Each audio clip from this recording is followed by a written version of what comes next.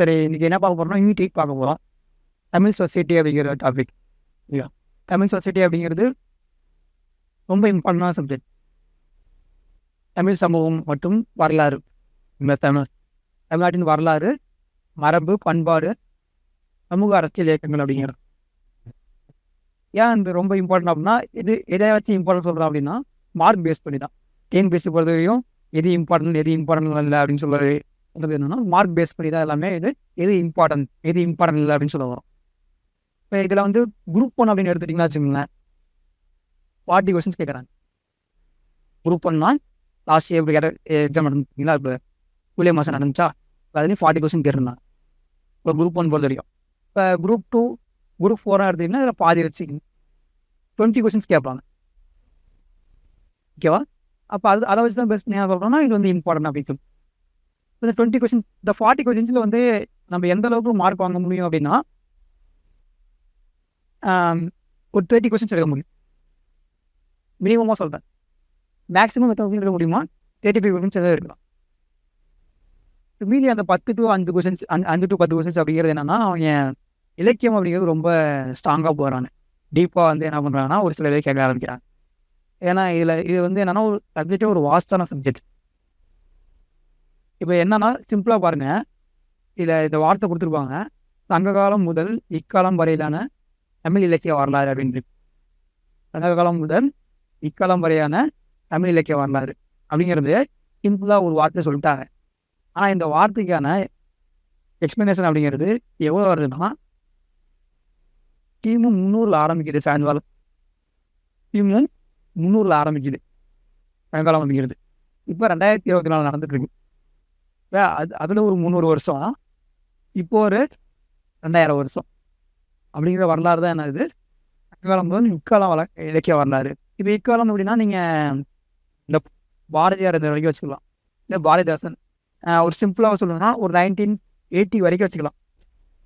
அது கூட என்னென்ன கவிஞர் இருந்தாங்களோ, யாராக இருந்தாங்க, அதுக்கப்புறம் கூட இருக்காங்க, சரிங்களா? ஆனால் சிம்பிளாக சொல்லணும்னா இப்போ 2024 வரைக்குமே சில கவிஞர் இருக்காங்கன்னா அவங்க ரொம்ப ஃபேமஸாக இருக்காங்க. இப்போ வைரமுத்து அவர்கள் பற்றி புக்கில் கொடுத்துருப்பாங்க, கண்ணதாசன் அவர்களை பற்றி புக்கில் கொடுத்துருக்காங்க.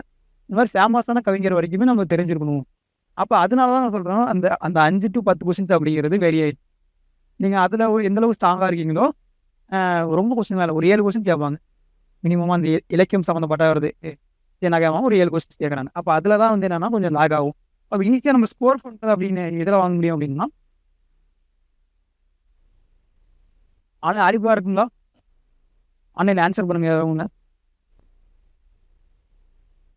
Online students. கேட்காதா? இல்லை, இதில் கேட்குமே, கேட்காதா? எப்படி நம்ம ரெஸ்பான்ஸ் பண்ணுறது? இங்கே மட்டும் தான் நான் ஆக்சுவலாக இந்த இதில் ஓகே.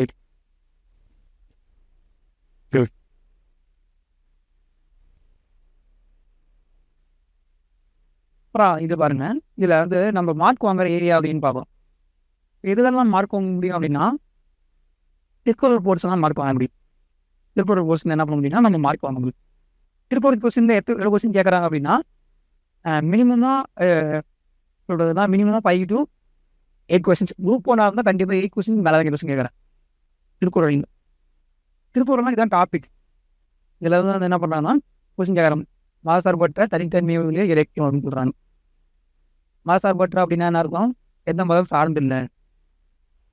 திருக்குறள் அப்படிங்கிறது ஒரு கிறிஸ்டானிட்டி சம்மந்தமாக, இஸ்லாம் சம்மந்தமாக இருக்கா அப்படின்னா கிடையாது. இல்லை ஜெயினிசம் இருக்கா, புத்திசம் இருக்கா அப்படின்னா எந்த மதத்தையும் சார்ந்தது இல்லை. அப்படிங்கும்போது என்னென்னா மதசார்பற்ற தனித்தன்மையுடைய இலக்கியம். அதுக்கான சான்று என்ன? அதுக்கு அவர் கடவுள் ஏதாவது குறிப்பிட்டிருக்காரா? தமிழ்நாடு அப்படிங்கிற வார்த்தை யூஸ் பண்ணியிருக்காரு அப்படின்னா தமிழ்நாடு அப்படிங்கிற வார்த்தை எங்கேயும் யூஸ் பண்ணது கிடையாது. இந்த மாதிரி சில ஃபேக்ட் தான் இருக்குது. கடவுளை பற்றி ஒரு கடவுள் சார்ந்தா அவர் சொல்ல கிடையாது. ஆனால் கடவுள் அப்படின்னு ஒருத்தர் இருக்காரு, ஆனால் என்னன்னா ஒரு கடவுள் அப்படிங்கிறது கிடையாது. இந்த கிறிஸ்டினிசம் இருக்குது, ஜெயினிசம் இருக்குது, புத்திசம் இருக்குது, தமிழர்கள் இருக்காங்க, பௌத்தர்கள் இருக்காங்க, அந்த மாதிரிலாம் எதுவுமே கிடையாது. அந்த மாதிரி ஒரு கடவுள் ஒருத்தர் இருக்காரு, அவர் எல்லாத்துக்கும் பொதுவானவர் அப்படின்னு ஒரு கோட்பாடு கொடுக்குறாரு அவர். ஓகேவா? அதனால மதசார்பற்றவா இருக்குது, எந்த மாதிரி சார்ந்தது இல்லை. நிறையா பற்றி பகவத்கீதை அப்படின்ட்டு இருக்குன்னா ஹிந்துஸை மட்டும் தான், அதாவது இப்போ இது பண்ணியிருக்கும். இல்லைங்களா? குரான் இருக்குது, பைபிள் இருக்குது, ஏன்னா ஒவ்வொரு ஒரு மதத்துக்கு என்னன்னா ஒவ்வொரு இது இருக்கு, புரிதல் இருக்கு. அப்போ திருக்குறள் அப்படிங்கிறது எல்லா மதத்துக்கும் பொதுவான நூல் அப்படின்னு சொல்ல வரும். எந்த மதம் சார்ந்தும் இல்லை. இப்போ இந்தியா அப்படிங்கிறது செக்குலர் கண்ட்ரி, மதசார்பற்ற நாடு, எல்லா மதமும் இருக்காங்க. ஆனால் எந்த மதத்துக்கும் இம்பார்ட்டன்ஸ் அதிகமாக கொடுத்தது கிடையாது அப்படிங்கிற கண்ட்ரி. இப்படிதான் அரசியலமைப்பில் உருவாக்கிட்டாங்க. ஏன்னா அது இங்கே என்ன நடந்துட்டு இருக்குங்கிறது வேற. ஆனால் அரசியலமைப்பு நமக்கு என்ன கொடுத்துருக்குங்கிறது வேற. சரியா? அரசியலமைப்பு நமக்கு என்ன கொடுத்துருக்கு? மதசார்பற்ற கண்ட்ரியாக இருக்கும். எந்த மதத்துக்கும் எதுவுமே சொந்தம் கிடையாது இந்தியா அப்படிங்கிறது. எல்லா மதமும் இங்கே இருப்பாங்க. சரிங்களா? எல்லா மக்களும் வாழணும், எல்லா மக்களும் முன்னேறணும் அப்படிங்கிற கோட்பாடு தான் அரசியலமைப்பு தான் கொடுத்துருப்பாங்க. அது மாதிரி திருக்குறள் அப்படிங்கிறது ஒரு ஃபர்ஸ்ட் ஒரு சோர்ஸ் அப்படின்னு சொல்லலாம். இந்த மாதிரி என்னன்னா ஒவ்வொரு இது இருக்கும். சமூக அரசியல் பொருளாதாரம் அப்படின்ட்டு. இப்போ இதெல்லாம் ஒவ்வொரு கொஸ்டின் மாநிலத்தின் மீதான ஜூம் பண்ணுமா? சரிதான். மாநிலத்தின் மீதான திருக்குறளின் தாக்கம். அப்போ எந்த அளவுக்கு தாக்கம் ஏற்பட்டிருக்கு? இப்போ எக்ஸாம்பிளுக்கு டைமின்னு சொல்கிறாங்க, வாய்மையாக இருக்கணும் அப்படின்னு. இப்போ ஏன்னா அந்த திருக்குறள் படிக்கும்போது என்ன ஒரு திருவள்ளுவர் சொல்லியிருக்காரு, ஒரு பெரியார் சொல்லியிருக்காரு அப்படின்னா நமக்கு என்ன அட்லீஸ்ட் கொஞ்சமாக அன்னைக்காவது மாறும். ஓகேவா? ஒரு சில விஷயம்லாம் அவர் என்னன்னா ஒரு இதில் கோட்பாடு சொல்லியிருப்பாரு, ஒழுக்கம் விழுப்பம் தரலாம், ஒழுக்கம் உயிர்னு சொல்கிறாங்க. அப்போ அந்த மாதிரி என்ன ஒழுக்கமாக ஒரு சமயம் இருக்கணும், ஒரு சமயம் ஏதாவது ஒழுக்கம் இல்லாமல் தப்பு ஏதாவது இருந்தாலும் சின்ன சின்ன தப்பு பண்ணுறாங்கன்னாலும் பெரிய வள்ளுவர் சொல்லியிருக்காரு. இன்னொருத்தர் என்னன்னா யாருக்கும் கெடுதல் பண்ணக்கூடாது, யாருக்கும் கெடுதல் பண்ணக்கூடாது, யாராவது நமக்கு தப்பு பண்ணியிருந்தாலும் நம்ம அவன் மன்னிச்சு விடணும். இது மாதிரி சொல்லும் போது என்னன்னா நம்ம சப்போஸ் ஒரு வேணும்னா நமக்கு பிரச்சனைக்கு வந்திருந்தாலும் நம்ம அமைதியாக போகலாம், வள்ளுவரே சொல்லியிருக்காரு. இன்னொன்று என்னன்னா நிறைய ஹெல்ப்ஃபுல்லாக இருக்கும். இப்போ நிறைய திருக்குறள் படிக்கும்போது என்னன்னா இன்னும் நிறையா நம்ம எக்ஸாமுக்கு ஓரிட்டு என்ன நம்ம ஹெல்ப்ஃபுல்லாக இருக்கும் அப்படின்னா முயற்சி பற்றி சொல்லியிருப்பார். முயற்சி திருவினையாக்கும், முயற்சியின்மை இன்மை புவித்துவிடும். அந்த மாதிரி திருக்குறள்லாம் பார்க்கும்போது என்னன்னா முயற்சி பண்ணால் இது நடக்கும், தெய்வத்தால் ஆகாதனும் முயற்சி தான் மெய் வருத்தக்கூடிய தரும். இதெல்லாம் நம்ம எக்ஸாம் பாயிண்ட் ஆஃப் நம்ம எடுத்துக்கலாம். மற்றது இருந்தால் கூட இது என்னன்னா ஒரு சமயம் மோட்டிவேஷன் ஆகிட்டே இருக்கும். இந்த மாதிரி திருக்குறள் ஏதாவது நம்ம படிக்கும்போதோ இது வச்சது ரொம்ப நல்லது. டிஎன்பிஎஸ்சி சப்ஜெக்டில் இதுக்கு மாதிரி கிடையாது. இப்போ 2020 அப்புறம் மாற்றினதுக்கு தான் வச்சுருக்காங்க. அப்போ இது ரொம்ப இந்த மாதிரி திருக்குறள் வச்சது ரொம்ப நல்லதுன்னு வரும். ஏதோ ஒரு குரண்டே என்னன்னா இல்லை மோட்டிவேஷன் பண்ணுற மாதிரி சில சொல்லியிருப்பாங்க, எதுக்காக முயற்சி பண்ணணும் இல்லை இந்த மாதிரி நிறையா இன்னொன்று என்ன சொல்லியிருப்பாங்க, என்ன சொல்லியிருப்பாங்கன்னா அப்படின்னா நீங்கள் கண்ணு தெரியாமல் காது கேட்காமல் இருக்க கூட அது தப்பு கிடையாது, முயற்சி இல்லாமல் இருக்கிறது தான் பெரிய ஊனம் அப்படின்னு சொல்லி. கண் காது தெரியாமல் இருக்க கூட அது பெரிய பிரச்சனை கிடையாது, நீங்கள் முயற்சி இல்லைன்னா அதுதான் மிகப்பெரிய ஊனம் அப்படின்னு சொல்லியிருப்பாரு. இந்த மாதிரி சொல்கிறதுலாம் என்னன்னா ஒரு மோட்டிவேஷன் சிலது இருக்கும். ஓகேவா? அப்போ என்னன்னா ஒரு சில அரசர்கள்லாம் சொல்லி கொடுத்துருப்பாங்க, ஒரு பொருள் அப்படிங்கிறது எப்படிலாம் வர வைக்கணும், அது எப்படி சேமிச்சு வைக்கணும், இதெல்லாம் அரசருக்கான சொல்லியிருப்பாங்க. அரசர் அப்படின்னா அந்த அரசருக்காக சொன்னதை இப்போ வரைக்குமே நடைமுறைப்படுத்துறது மாதிரி இருக்கும். அப்போ வரி வசூல் பண்ணுறது அப்படிங்கிறது எப்படிலாம் வரி வசூல் பண்ணணும் அப்படின்னு சொல்கிறதா இருக்கட்டும். ஸோ இது மாதிரி சொல்கிற திருக்குறள் அப்படிங்கிறது என்னென்னா நமக்கு எல்லாத்துக்குமே பொதுவானதாக இருக்கும். இப்போ நான் ஒரு எக்ஸாம் நான் படிக்கிறேன் அப்படின்னா எனக்கும் அந்த திருக்குறள் பொதுவானதாக இருக்கும். இல்லை ஒரு சீஃப் மினிஸ்டர் இருக்காருன்னா அவருக்கு ஏற்ற மாதிரி பொருள் இருக்கும். இல்லாட்டி ஒரு அமைச்சர் இருக்காருன்னா அவருக்கும் ஒரு ஏற்ற மாதிரி பொருள் இருக்கும். இல்லை ஒருத்தர் எக்கனாமிஸ்ட் இருக்காருன்னா அவருக்கு ஏற்ற மாதிரி பொருள் இருக்கும். இல்லை குடும்பத்தை ஒருத்தர் ரன் பண்ணுறாரு அப்படின்னா அவருக்கும் பொருள் இருக்கு. அப்போ குடும்பத்தை ரன் பண்ணுறாங்க அப்படின்னா அவங்க என்னன்னா இன்னொரு கூட சொல்லியிருப்பாரு, என்ன சொல்லியிருப்பாருன்னா வரவழி சின்னதாக இருந்தாலும் போகிற வழி பெருசாக கூடாதுன்னு சொல்லுவார். இப்போ எப்படின்னா அமௌண்ட் வரவு கம்மியாக இருந்தாலும் செலவு அதிகமாக பண்ணிடக்கூடாது. இது மாதிரி திருக்குறள் ஒரு சிலருக்கு எனக்கு ஞாபகம் இல்லை, அந்த கருத்து கூட எனக்கு ஞாபகம் இருக்குது. சரிங்களா? அப்போ இது மாதிரி நிறைய திருக்குறள் எல்லாத்துக்குமே பொதுவான திருக்குறள் யாராக இருந்தாலும் சரி எல்லாத்துக்குமே என்னன்னா ஒரு திருக்குறள் இருக்கு. ஓகேவா? இப்போ இந்த மாதிரி பார்க்கும்போது இது கொஞ்சம் ஈஸியான ஸ்கோர் பண்ணிடலாம். இது எதுக்கு ஏதோ படிக்கணும் அப்படின்னா 6லேருந்து 10 வரைக்கும், அதாவது 6லேருந்து 12 வரைக்கும் திருக்குறள் இருக்கும் பார்த்தீங்களா? இல்லை அதை மட்டும் நீங்கள் என்னன்னா ஸ்கூல் புது புக்கு பழைய புக்கு மேக்ஸிமம் புது புக்கு நீங்கள் படிச்சுட்டா கூட ஓகே.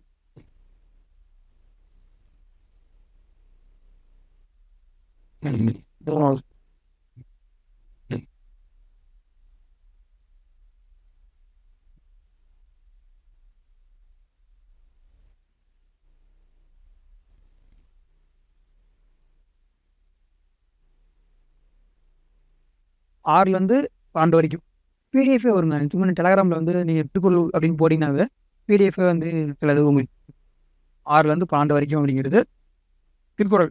அதை ஃபஸ்ட்டு நீங்கள் நல்லா படிச்சுட்டா போதும். அதுக்கப்புறம் தமிழ் சார் கிளாஸ் தமிழ் வந்து கிளாஸ் வந்து நடத்துனாங்கன்னா அப்படின்னா உங்களுக்கு வீட்டில் சொல்லி தருவாங்க ஒரு திருக்குறள் ஓட்டு. ஆனால் இப்போ நீங்களே படிக்கணும் அப்படின்னா என்னன்னா 6லேருந்து 12 வரைக்கும் நீங்கள் படிச்சுக்கலாம். 6லேருந்து 12 வரைக்கும் என்னன்னா நீங்கள் பிடிஎஃப்லேயே போனாலும் சரி ஸ்கூல் புக்கில் நீங்கள் தமிழ் படிப்பீங்க. அப்போ அது மூலியமாக நீங்கள் படிச்சுட்டாலே இந்த எனக்கு தெரிஞ்ச வரைக்கும் தமிழ் சொசைட்டி அப்படின்னு தமிழ்லேயே நீங்கள் படிங்க. அதான் நீங்கள் பெட்டராக இருக்கும். இங்கிலீஷில் வந்து படிக்கிறது வந்து அந்தளவுக்கு இதாகவே. ஏன்னா நமக்கு வந்து திருக்குறள் பற்றி படிக்க போகிறோம். திருக்குறள் இருக்குது, சிலப்பதிகாரம், இந்த மாதிரிலாம் நீங்கள் படிக்கும்போது என்னன்னா அது வந்து தமிழ்லேயே தமிழ் இருக்கும்போது படிச்சிங்கன்னா தான் உங்களுக்கு வந்து அது எஃபிஷியண்ட்டாக இருக்கும். நீங்கள் அதை டிரான்ஸ்லேட் பண்ணி இங்கிலீஷில் படிக்கணும் அப்படின்னு படிச்சிங்கன்னா அது வந்து இன்னும் பர்டன் அதிகமாக இருக்கும். ஏன்னா நீங்கள் தமிழ் தெரிய போகுது. நீங்கள் இங்கிலீஷ் மீடியமாக இருந்தாலும் சரி, உங்களுக்கு வந்து என்னன்னா தமிழ் பேசுகிறீங்க அப்படின்னாவே நீங்கள் இதை ஈஸியாக படிச்சுக்க முடியும். அது வந்து ஒரு பெரிய பிரச்சனை இருக்காது. ஆனால் இந்த மாதிரி இதெல்லாம் என்னன்னா 6லேருந்து 12 வரைக்கும் தமிழ்லேயே படிங்க. இங்கிலீஷ்லாம் தெரியிட்டு இருக்காதீங்க, தமிழ்லேயே படிக்கணும் உங்களுக்கு பெஸ்ட்டாக இருக்கும். இப்போ நம்ம என்ன ஆரம்பிக்க போகிறோம் அப்படின்னா இதுக்கப்புறம் தான் ரொம்ப திருக்குறளில் வந்து நான் சொல்லிட்டேன் 10 கொஸ்டின் சொல்லிட்டேன். இப்போ 40 கொஸ்டினில் 10 கொஸ்டின் அப்படின்னு திருக்குறள் சொல்லிட்டேன். இப்போ மீதி ஒரு 20 கொஸ்டின்ஸ் அது ஒரு 10 கொஸ்டின் போயிடுச்சு. மீதி ஒரு 20 கொஸ்டின் அப்படிங்கிறது இது கீழே தான் வருது. அப்போ நீங்கள் குரூப் 2ஆக இருந்தால் 10 கொஸ்டின் வச்சுக்கலாம். குரூப் 1ஆக இருந்தால் 20 கொஸ்டின் வச்சு 20 கொஸ்டின் அப்படிங்கிறது எங்கேருந்து வருது அப்படின்னு பார்ப்பா. இந்த இது தெரியும் நினைக்கிறேன் உங்களுக்கு. விடுதலை போராட்டத்தில் தமிழ்நாட்டின் பங்கு, விடுதலை போராட்டத்தில் தமிழ்நாட்டின் பங்கு, ஆங்கிலேயருக்கு எதிரான தொடக்ககால கிளர்ச்சி, விடுதலை போராட்டத்தின் பெண்களின் பங்கு. இல்லை அப்போ விடுதலை போராட்டத்தின் தமிழின் பங்கு அப்படின்னா இது நிறையா பார்க்க போகிறோம். இப்போ என்னென்னு பார்க்க போகிறோம் அப்படின்னா ஃபஸ்ட்டு வந்து ஒரு இது ஆரம்பிச்சிருப்பாங்க எம்என்ஏ அப்படின்னு. எம்என்ஏ அப்படின்னா Madras Native Association, Madras Native Association, Chennai Swadeshi Sangam அப்படின்னு ஆரம்பிச்சிருக்கோம். இப்போ அதுலேருந்து பார்க்க ஆரம்பிக்கிறோம். இப்போ யாரெல்லாம் பார்க்க வரைக்கும் போயிருந்தா அந்த கட்சி ஆரம்பிச்சதுலேருந்து அப்புறம் வந்து காங்கிரஸ் உருவாகிருக்கும். அதுக்கப்புறம் என்னன்னா அதுக்கு நீதி கட்சி அப்படின்னு ஒரு கட்சி பற்றி பார்ப்போம். சரிங்களா? இப்போ என்ன விடுதலை போடுறது தமிழ்நாட்டின் பங்கு அப்படின்னு நீதி கட்சி பார்க்க போகிறோம். இந்த நீதி கட்சி அப்படிங்கிற ஒரு கட்சி இருக்குது. இப்போ நீதி கட்சி அப்படிங்கிற கட்சி வந்து என்னன்னா இப்போ இருக்க திமுக இருக்குது பார்த்தீங்களா, திமுகவோட முன்னோடி நீதி கட்சி அப்படிங்கிறது இன்சியலாக வேறவங்க ஆரம்பிச்சிருப்பாங்க. அதுக்கப்புறம் அது வந்து பெரியார் கைக்கு போயிடும். பெரியார் அவர்கள் கைக்கு போவோம் நீதி கட்சி அப்படிங்கிறது. இந்த நீதி கட்சி அப்படிங்கிறது திராவிட கழகமும் மாறும். தீக்கான் கேள்விப்பட்டிருக்கு, பிளாக் ட்ரெஸ் போட்டு இருப்பாங்க. திராவிட கழகமும் மாறும். திராவிட கழகத்துலேருந்து திராவிட முன்னேற்ற கழகமும் மாறும்.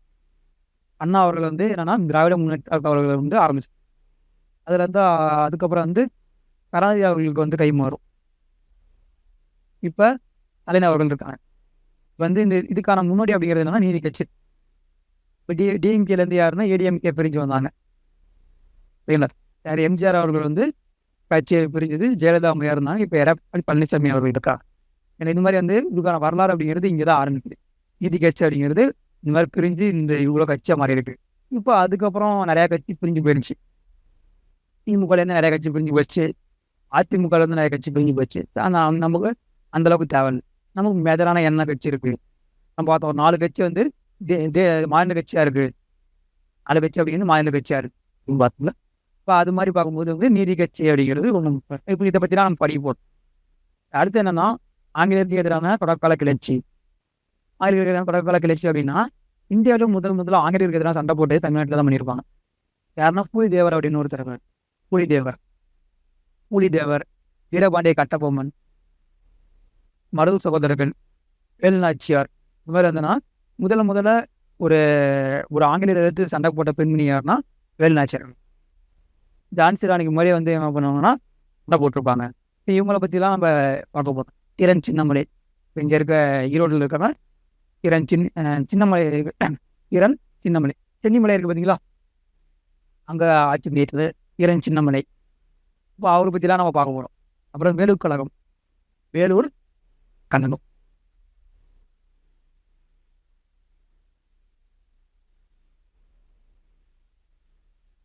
இந்த வருஷம் அது வந்து என்னன்னா அது வேற கழகம். அது வந்து வேலூர் கழகம் இல்லை, வெறும் சிப்பாய் கழகம்.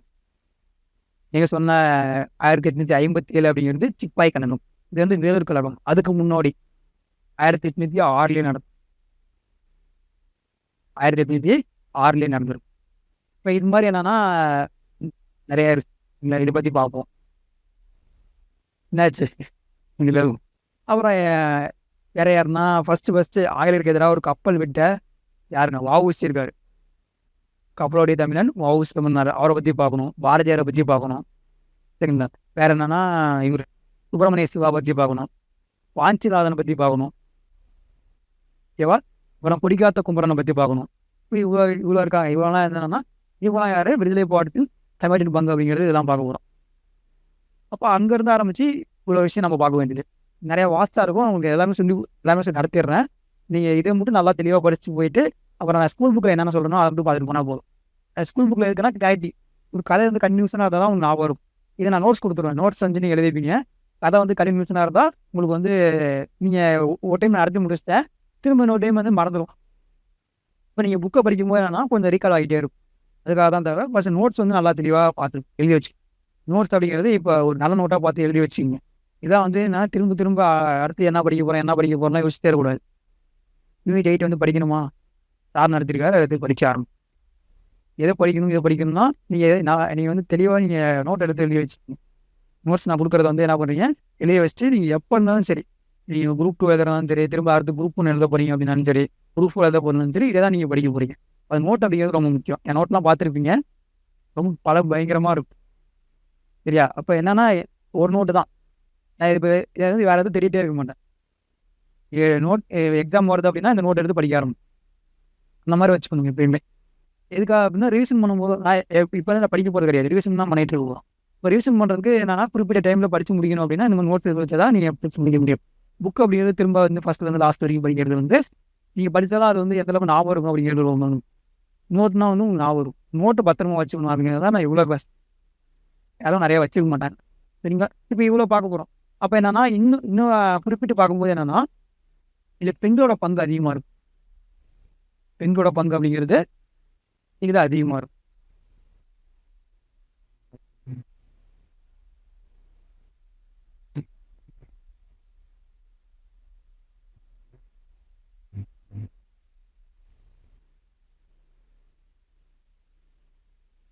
இதில் இது எந்த அளவுக்கு ஆண்கள் முக்கியத்துவம் வாங்கினாங்களோ அது மாதிரி பெண்களும் தமிழ்நாட்டில் வந்து விடுதலை போராட்டத்தில் ரொம்ப பங்கு அதிகமாக இருக்கு. குறிப்பை சொல்லணும்னா முத்துலட்சுமி ரெட்டி அப்படின்னு ஒருத்தர், டாக்டர் முத்துலட்சுமி இருப்பான். அதாவது வந்து மருத்துவர். தமிழகத்தின் முதல் பெண் மருத்துவர். இவங்க தமிழகத்தின் முதல் பெண் மருத்துவர். இது கொஸ்டின் கேட்டாங்க, இந்தியாவில் பெண் மருத்துவர் கூட சொல்லிட்டாங்க. ஒரு டைம் கொஸ்டின் வச்சுட்டாங்க. அப்போ அது தப்பு. இவங்க வந்து தமிழகத்தின் முதல் பெண் மருத்துவர் தான். இன்னொரு கொஸ்டின் கேட்பாங்க. அதே மாதிரி வந்து முதல் சட்டமன்ற உறுப்பினர் இவங்க. பெண்ணா முதல் பெண் சட்டமன்ற உறுப்பினர் இவங்க முத்துலட்சுமி ரெட்டி அப்படிங்கிறது. ஏன் அப்படிங்கன்னா இவங்க வந்து இது ரொம்ப முக்கியமான காரணம் வந்து தேவதாசி சட்டம் அப்படின்ட்டு. தேவதாசி சட்டம் அப்படின்ட்டு அதை வந்து அவங்க வந்து என்னன்னா சட்டத்தை வந்து போட்டாங்க இவங்க தான். தேவதாசி ஒழிப்பு சட்டம். தேவதாசி ஒழிப்பு சட்டம் என்ன பண்ணால் பெண்கள் வந்து என்னன்னா கோயிலுக்கு வந்து இது பண்ணிடுவாங்க. சாமிக்கு வந்து அர்ப்பணிக்கிறேன்னு சொல்லிட்டு பெண்களை வந்து கோயிலுக்கு இது பண்ணிடுவாங்க. அப்போ அவங்க அதனால என்னன்னா இது மாதிரி எல்லாம் இருக்கக்கூடாது, இந்த மாதிரி இருக்கக்கூடாது வெட்டிட்டு கொண்டு வந்த சட்டம் தான் தேவதாசி ஒழிப்பு சட்டம். அதுக்கு கொண்டு வந்து காரணமான ரொம்ப முக்கியமான காரணம் முத்துலட்சுமி ரெட்டி அப்படிங்கிறது ரொம்ப முக்கியமான காரணம். இதில் ஹெல்ப் பண்ணவங்க யார்? ஃபர்ஸ்ட் இன்சியல் பண்ணது தேவதாசி முறை வந்து இருக்கக்கூடாது அப்படின்ட்டு இன்சியல் பண்ணது யாருன்னா மூலூர் ராமவிரதம் அம்மையார். பேர்லாம் இல்லை நீங்கள் மூலூர் ராமவிரதம் அம்மையார் அப்படிங்கிறது தான் ஃபஸ்ட்டு இதுக்காக தேவதாசி முறை அப்படின்னு ஒன்று இருக்குது. ஏன்னா அந்த இவங்க கம்யூனிட்டி சேர்ந்தவங்க பெண்கள் தான் அதிகமாக வந்து இது பண்ணுறாங்க அப்படின்ட்டு அவங்க பாடிட்டு இருப்பாங்க. கோயிலுக்கு வந்து இது பண்ணிடுறாங்க, அர்ப்பணிச்சிடுறாங்க. இல்லை உங்களுக்கு டீட்டாக சொல்ல வேண்டிய அவசியம் இல்லை, உங்களுக்கு தெரிஞ்சிருக்க ஒரு சில விஷயம். சரியா? கோயிலுக்கு வந்து அர்ப்பணிச்சிருவாங்க. அவங்க வந்து டான்ஸ் ஆடுறதுக்கு, பாட்டு பாடுறதுக்கு அந்த மாதிரி அவங்க வந்து திருமணம் பண்ணிக்க மாட்டாங்க. இதுக்காகவே வந்து ஃபஸ்ட் வந்து இன்சிலாக உருவாக்குறாங்க. இது வந்து யார் பீரியடில் அப்படின்னா ராஜ காலத்துலேருந்து இருக்குது, சோழர்கள் காலத்துலேருந்தே இருக்குது. அது வந்து படிப்படியாக என்னாச்சுன்னா ரொம்ப வல்கராக மாற எப்படின்னா தப்பான விஷயத்துக்காக பண்ண ஆரம்பிச்சிட்டாங்க. பெண்களை வந்து தப்பான விஷயம் பண்ண ஆரம்பிச்சிட்டாங்க. அப்போ அது வந்து அது இருக்கக்கூடாது. பெரியார் இந்த மாதிரிலாம் பாடிருப்பாங்க. அதில் முக்கியமான வந்து இந்த மூலூர் ராமமிர்தம் அம்மையார். இந்த மூலூர் ராமமிர்தம் அம்மையார் ஸ்கீம் அப்படிங்கிறது எதுக்காக கொண்டு வந்திருப்பாங்கன்னா, இதில் ஒரு ஸ்கீம் கொண்டு வந்திருப்பாங்க. எக்ஸாம்பிளுக்கு நான் பேக்கில் இருந்து போகிறேன். 2024, 22 புதுமை பெண் திட்டம் இருக்கு. புதுமை பெண் திட்டம் இருக்கு. அது எதுக்கானது? ஆமாம். 6லேருந்து 12 வரைக்கும் தமிழ் வழியில் படிச்சிருந்த பெண்களுக்கு என்ன பண்ணியிருப்பாங்கன்னா, காலேஜுக்கு போனால் மாதம் 1000 ரூபா கொடுப்பாங்க. இந்த ஸ்கீம் இதுக்கு முன்னாடி எப்படி இருந்துச்சு அப்படின்னா, இந்த புதுமை பெண் திட்டம் அப்படிங்கிறதுக்கு முன்னாடி என்ன இருந்துச்சுன்னா, மூலூர் ராமமிர்தம் கல்வி உதவி திட்டம் தான் இருந்துச்சு. மூலூர் ராமமிர்தம் கல்வி உதவி திட்டம் இருந்துச்சு. எதுக்காக மூலூர் ராமமிர்தம் இருந்துச்சுன்னா, அதுக்கும் இன்னொரு பேக் வரும். இப்போ என்னன்னா, தாலிக்கு தங்கம் திட்டம் கேள்விப்பட்டிருக்கீங்களா? தாலிக்கு தங்கம். இன்னொன்று என்னன்னா, தாலிக்கு தங்கம்னா இன்னொன்று சொல்லலாம்.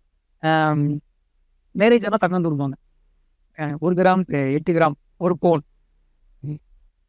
1 பவுன்னா அப்படி கிடையாது. இப்போ இல்லை அவங்க சொல்லிட்டாங்க விடுங்க, அது ஒரு தொண்ணூறு இல்லை. இப்போ 8 கிராம் தங்கம் கொடுப்பாங்க, 1 பவுன் அப்படிங்கிறது கொடுக்குறா. இப்போ இந்த ஸ்கீம் அப்படிங்கிறது என்னன்னா, ஃபர்ஸ்ட் மூலூர் ராமமிர்தம் என்னன்னா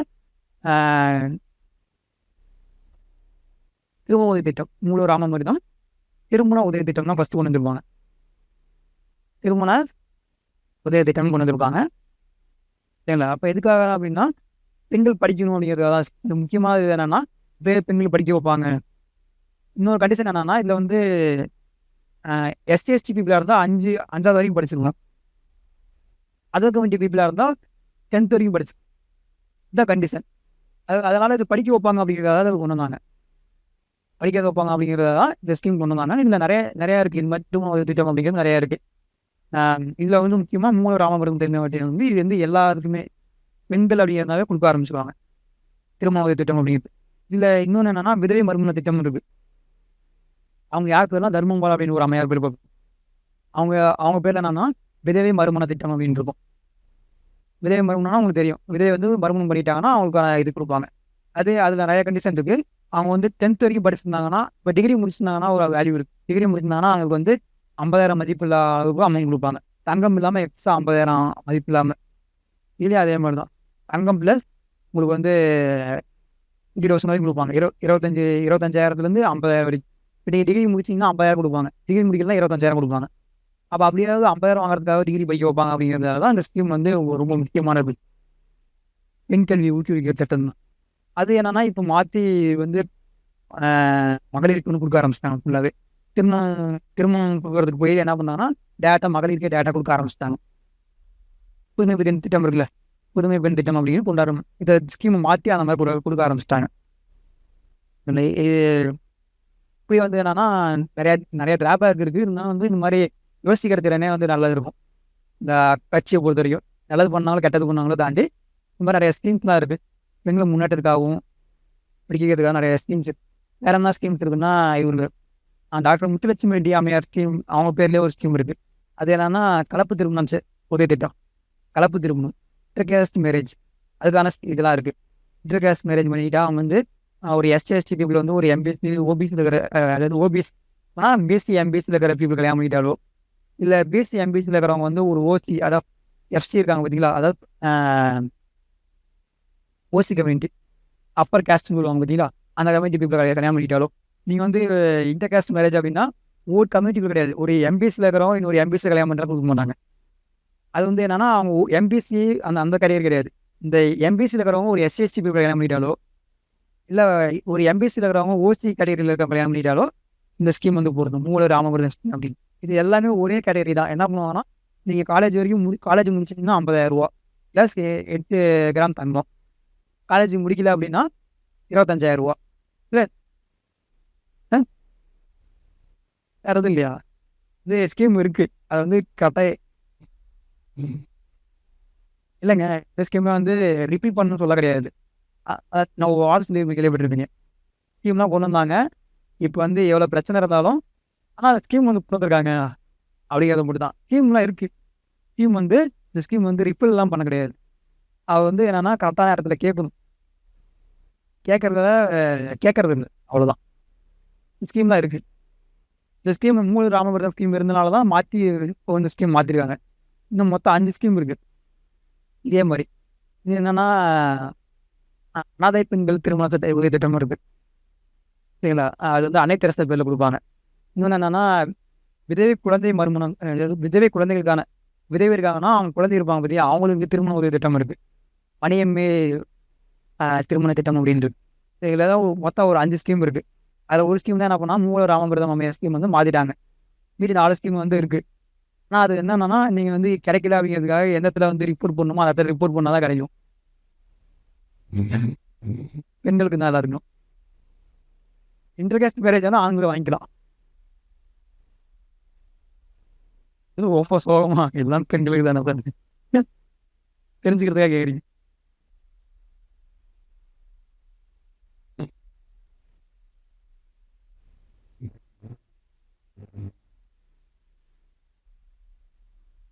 சரிங்க, புரிய தெரிஞ்சுக்கிறேன். ஆனால் இது மாதிரி தான் சுற்றி சுற்றி கொஸ்டின் கேட்டுட்டு இருப்பாங்க. புதுசாலாம் ஒன்றும் கேட்கறது இல்லை டிஎன்பிஎஸ்சிக்கு. அவங்க வந்து டாபிக்லாம் ஒரே மாதிரி தான் கொஸ்டின் கேட்டுட்டு இருக்காங்க. வேற தான் பார்ப்போம். இங்கே பாருங்க, இதுலேயே இருக்கு பாருங்க. நீதி கட்சி, சுயமரியாதை இயக்கம், பெரியார் ஆரம்பிச்சிருப்பாரு. சுயமரியாதை இயக்கம் அப்படிங்கிறது பெரியார் ஆரம்பிச்சிருப்பார். இந்த இது மாதிரி தான் திரும்ப திரும்ப கொஸ்டின். திராவிட இயக்கம், அப்புறம் வந்து கொள்கைகள், பெரியார், அண்ணா தான் இருக்க போகுது. ஆனால் இதில் வந்து நான் நிறைய அப்படியே பார்க்க போகிறோம். இப்படி பார்க்கலாமா?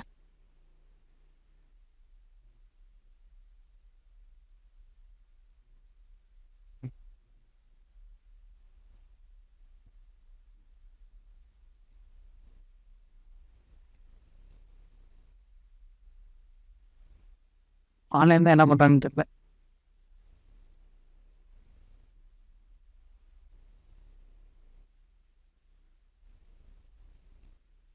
இப்போ நம்ம எந்த பீரியட்லேருந்து பார்க்க போகிறோம் அப்படின்னா, ஃபஸ்ட்டு பார்க்கும்போது வந்து ஆங்கிலத்துக்கு எதிரான வழக்குகள்.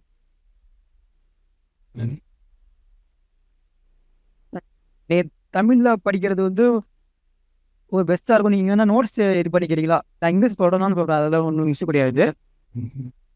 உங்களுக்கு என்ன மாதிரி வேணும்?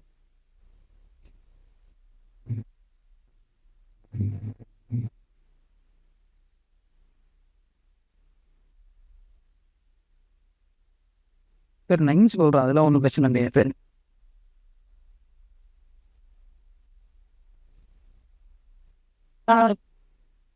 இல்லை, அது தமிழ் பைலிங்குள்ள தான் இருக்கும். ரெண்டுமே இருக்கும். நீங்கள் பிலிம்ஸ் தானே எழுத போகிறீங்க. பிலிம்ஸ் எழுதுறதுனா பைலிங்குள்ள தாங்க இருக்கும். அதில் ஒன்றும் இஷ்யூ கிடையாதுங்க. மெயின்ஸ் எழுதும் போது தான் நமக்கு பிரச்சனை. ஏதோ ஒன்று நீங்கள் ஏதோ ஒரு லாங்குவேஜ் இருக்கு. இங்கிலீஷ் எடுத்தாலும் சரி, தமிழ் எடுத்தாலும் சரி. ஆமாம், எல்லாமே நீங்கள் இங்கிலீஷில் நீங்கள் ஓனா தமிழில் நான் சொல்கிறேன் அப்படின்னா அது இங்கிலீஷில் மாற்றி நீங்கள் எழுதிக்க முடியும் தான். அவ்வளோதான்.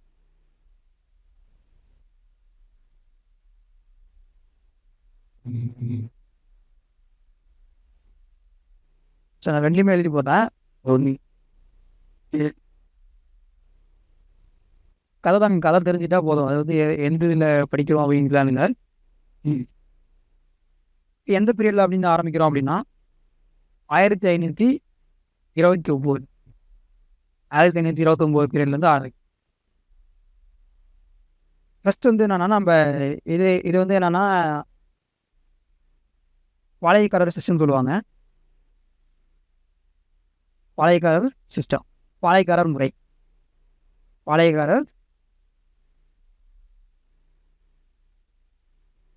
முறை, பாளையக்காரர் முறை அப்படிங்கிறது தான் நீங்கள் இப்போ பார்க்க போகிறோம்.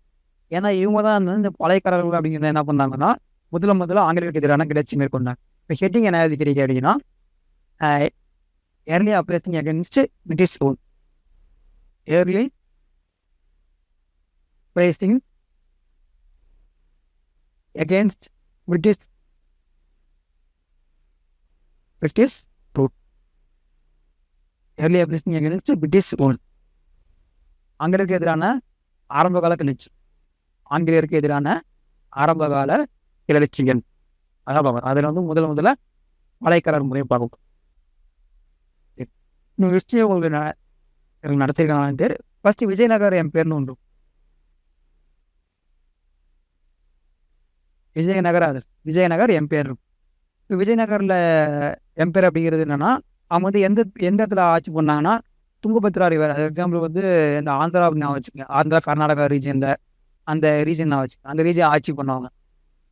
இப்போ அவங்க என்ன பண்ணுறாங்கன்னா, அவங்க என்ன பண்ணுறாங்கன்னா, சில இதெல்லாம் எக்ஸ்பெண்ட் பண்ணி என்ன பண்ணுறாங்க, சில மதுரை, தஞ்சாவூர் இதை ஆட்சி பண்ண வராங்க. போர் மூலியமாக என்ன பண்ணாங்கன்னா, இங்கே ஆட்சி பண்ண வராங்க. அப்போ அவங்க உருவாக்கின முறை தான் வந்து நாயக்கர் முறை அப்படின்னு.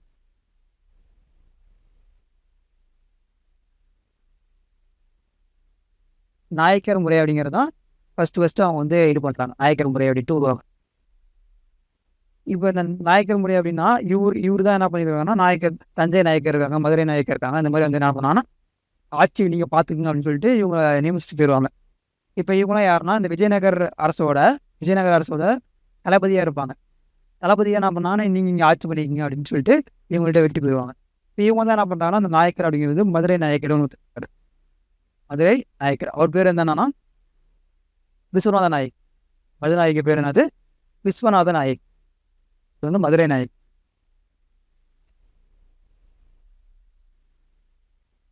விஸ்வநாத நாயக்.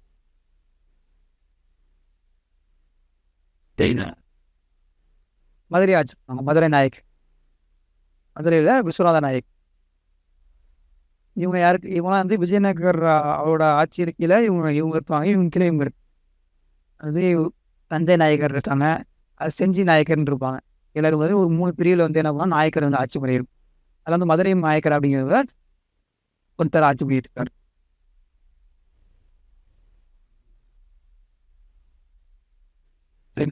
இப்போ இந்த மதுரை நாயக்கர் அப்படிங்கிறது இவர் கீழே வந்து அரியநாதர் அப்படின்னு தளபதி இருக்காரு. ஒரு தளபதி பேர் என்னது?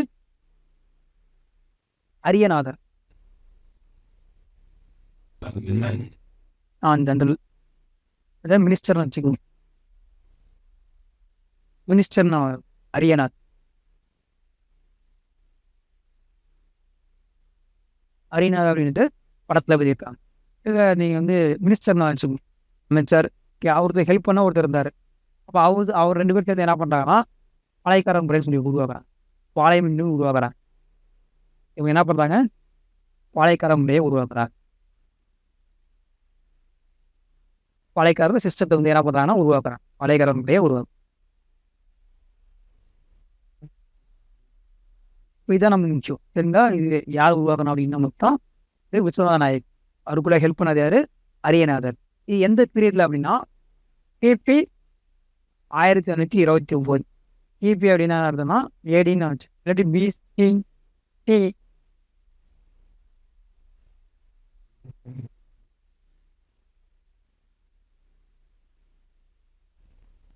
பிசி காமன் நேரம் 1529 அப்படிங்கிறது இந்த வருஷம் தான் என்ன பண்ணுறாங்கன்னா இவர் யாரை பார்த்து இந்த முறையை கொண்டு வந்தாங்க, இந்த பாளையக்கார சிஸ்டம் வந்து யாரை பார்த்து உருவாயிருப்பான் அப்படின்னா, காக்கத்திய அரசுன்னு ஒருத்தர் இருப்பார்.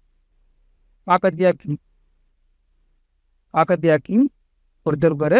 அவர் பேர் வந்து பிரதாபருத்ரன். காக்கத்தியா கிங்கோட பேர் என்ன? காக்கத்திய அரசு.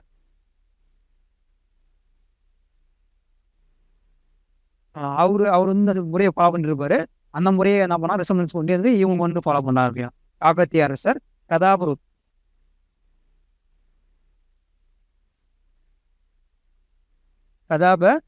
அப்படின்ட்டு இருக்காங்க.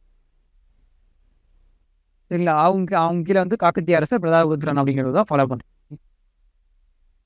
அவர்கிட்ட இருந்து யாரா பண்ணுறாங்க? இந்த விஸ்வநாத நாயக்கர் ப்ளஸ் அரியநாதர் 2 பேர் சேர்ந்து அங்கிருந்து காப்பி பண்ணியிருக்காங்க. அவங்கள்ட்ட இருந்து வாங்கி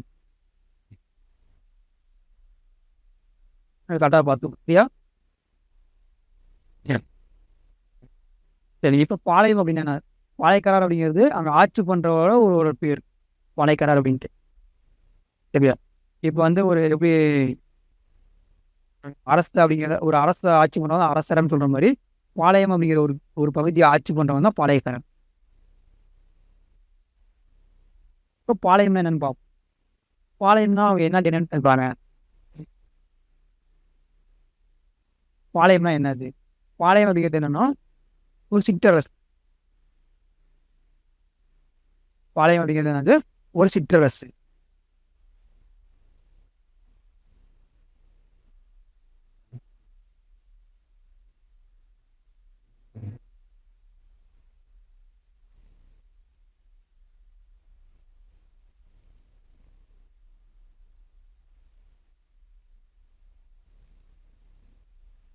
கிங்டம். இது வந்து ஒரு லிட்டில் கிங்டம். வேற என்ன சொல்லலாம்னா மிலிட்ரி கேம்ப்னு சொல்லலாம், இராணுவ முகாம்னு சொல்லலாம். இராணுவ முகாம், மிலிட்ரி கேம்ப், மிலிட்ரி கேம்ப்னு சொல்லலாம். பாளையம் அப்படிங்கிறது என்னன்னா ஒரு சிற்றரசு, லிட்டில் கிங்டம் சொல்லலாம், இல்லாட்டி வந்து ஒரு மிலிட்ரி கேம்ப்னு சொல்லலாம். மிலிட்ரி கேம்ப், இராணுவ முகாம், இராணுவ முகாம்னு சொல்லுவோம். மொத்தம் எத்தனை பாளையம் இருந்துச்சுன்னா மொத்தம் 72 பாளையங்கள் இருந்துச்சு.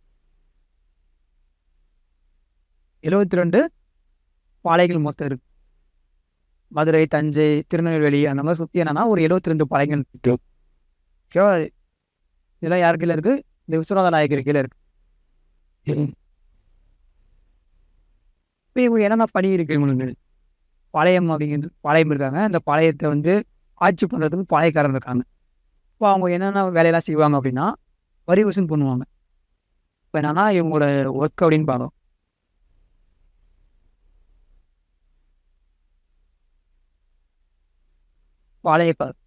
பாளையக்காரோட டியூட்டிஸ் என்னது? அது இவங்களோட கடமைகள் என்ன? பாளையக்காரரின் கடமை டியூட்டிஸ் வந்து என்னென்ன? அது டியூட்டிஸ் அப்படிங்கிறது என்னென்னா வரி வசூல் பண்ணுறது. வரி வசூல், த ரெவன்யூ,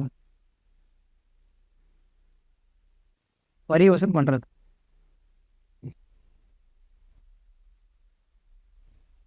அடுத்து என்னன்னா இந்த பாளையத்தை நிர்வாகம் செய்யுது.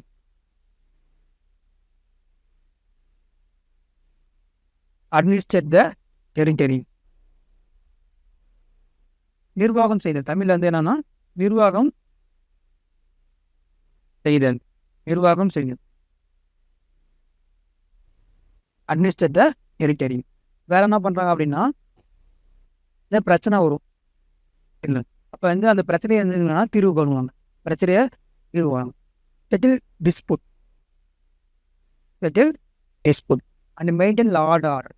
இங்கே சொல்கிறேங்க, maintain law and order. Settle disputes and maintain law and order. சட்ட ஒழுங்கு பாதுகாப்பு,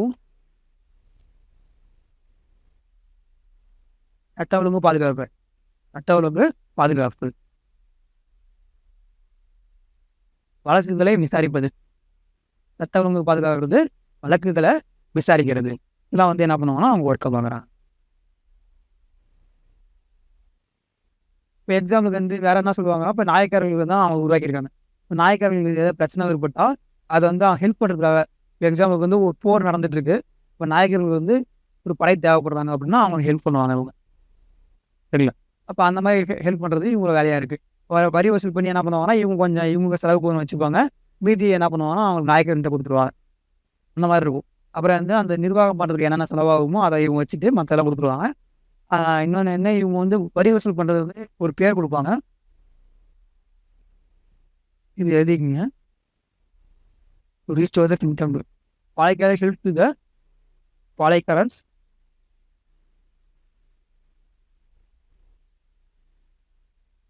helpful to the Naikas in restore the territory. Restore kingdom. To restore the kingdom. Tamil வந்து நாயக்கர்கள். தமிழ் எழுதிங்க. நாயக்கர்களுக்கு தங்களது ஆட்சியை தக்க வைத்துக் கொள்ள உதவி செய்கின்றன. நாயக்கர்கள் தங்கள் ஆட்சிகளை தக்க வைத்துக் கொள்வதற்கு உதவி செய்கின்றன. இந்த ஒர்க்லாம் இவங்க பண்ணுறாங்க. இந்த ஒர்க்லாம் வந்து என்ன பண்ணுறாங்க, இவங்க பண்ணுறாங்க.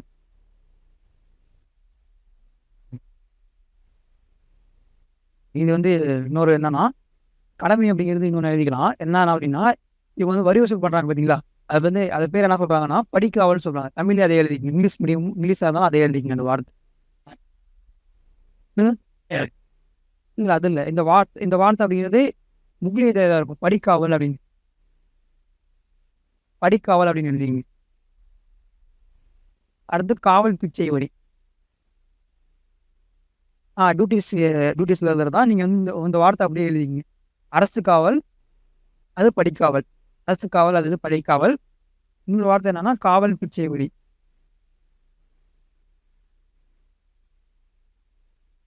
காவல் பிச்சை வரி. தமிழ் இங்கிலீஷ்ல இது மட்டும் தான் இருக்கு. படிக்காவல் அல்லது அரசு காவல் அப்படின்னாரு. உங்களுக்கு தான் இருக்கு.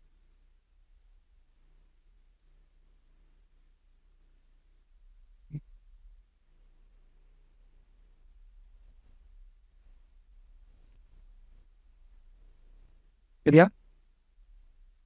நம்ம வரி வசூல் பண்ணி என்ன பண்ணுவாங்கன்னா, அவங்க சில பகுதியை வச்சுட்டு மத்த குடுப்பாங்க. ஏதாவது ராணுவ உதவி தேவைப்படும்போது ராணுவ உதவியே பண்ணுவாங்க. உதவி பண்ணும்போது படையர்களை வச்சு போரிடுறது. இல்ல வேற ஏதாவது சண்டை வராங்க.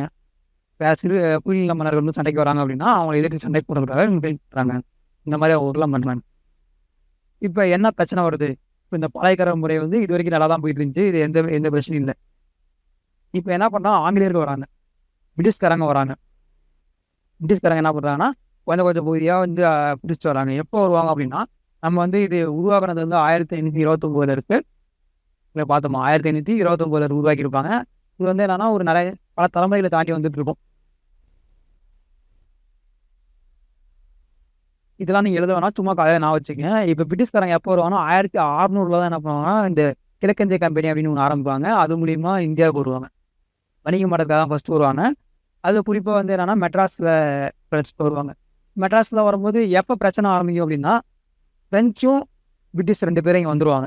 இந்தியாவுக்கு அதாவது தமிழ்நாட்டுக்கு வரும்போது தான் அந்த பிரச்சனை ஆரம்பிக்கும். அ குறிப்பிட்டு சொல்லணும்னா, 1700 பீரியட்ல 1700ல ஸ்டார்ட் ஆகும் இந்த பிரச்சனை. இல்ல. இது என்ன சொல்லுவாங்கன்னா, கர்நாடிக் வார்ன்னு சொல்லுவாங்க. கர்நாடகா போர்ன்னு சொல்லுவாங்க. கர்நாடிக்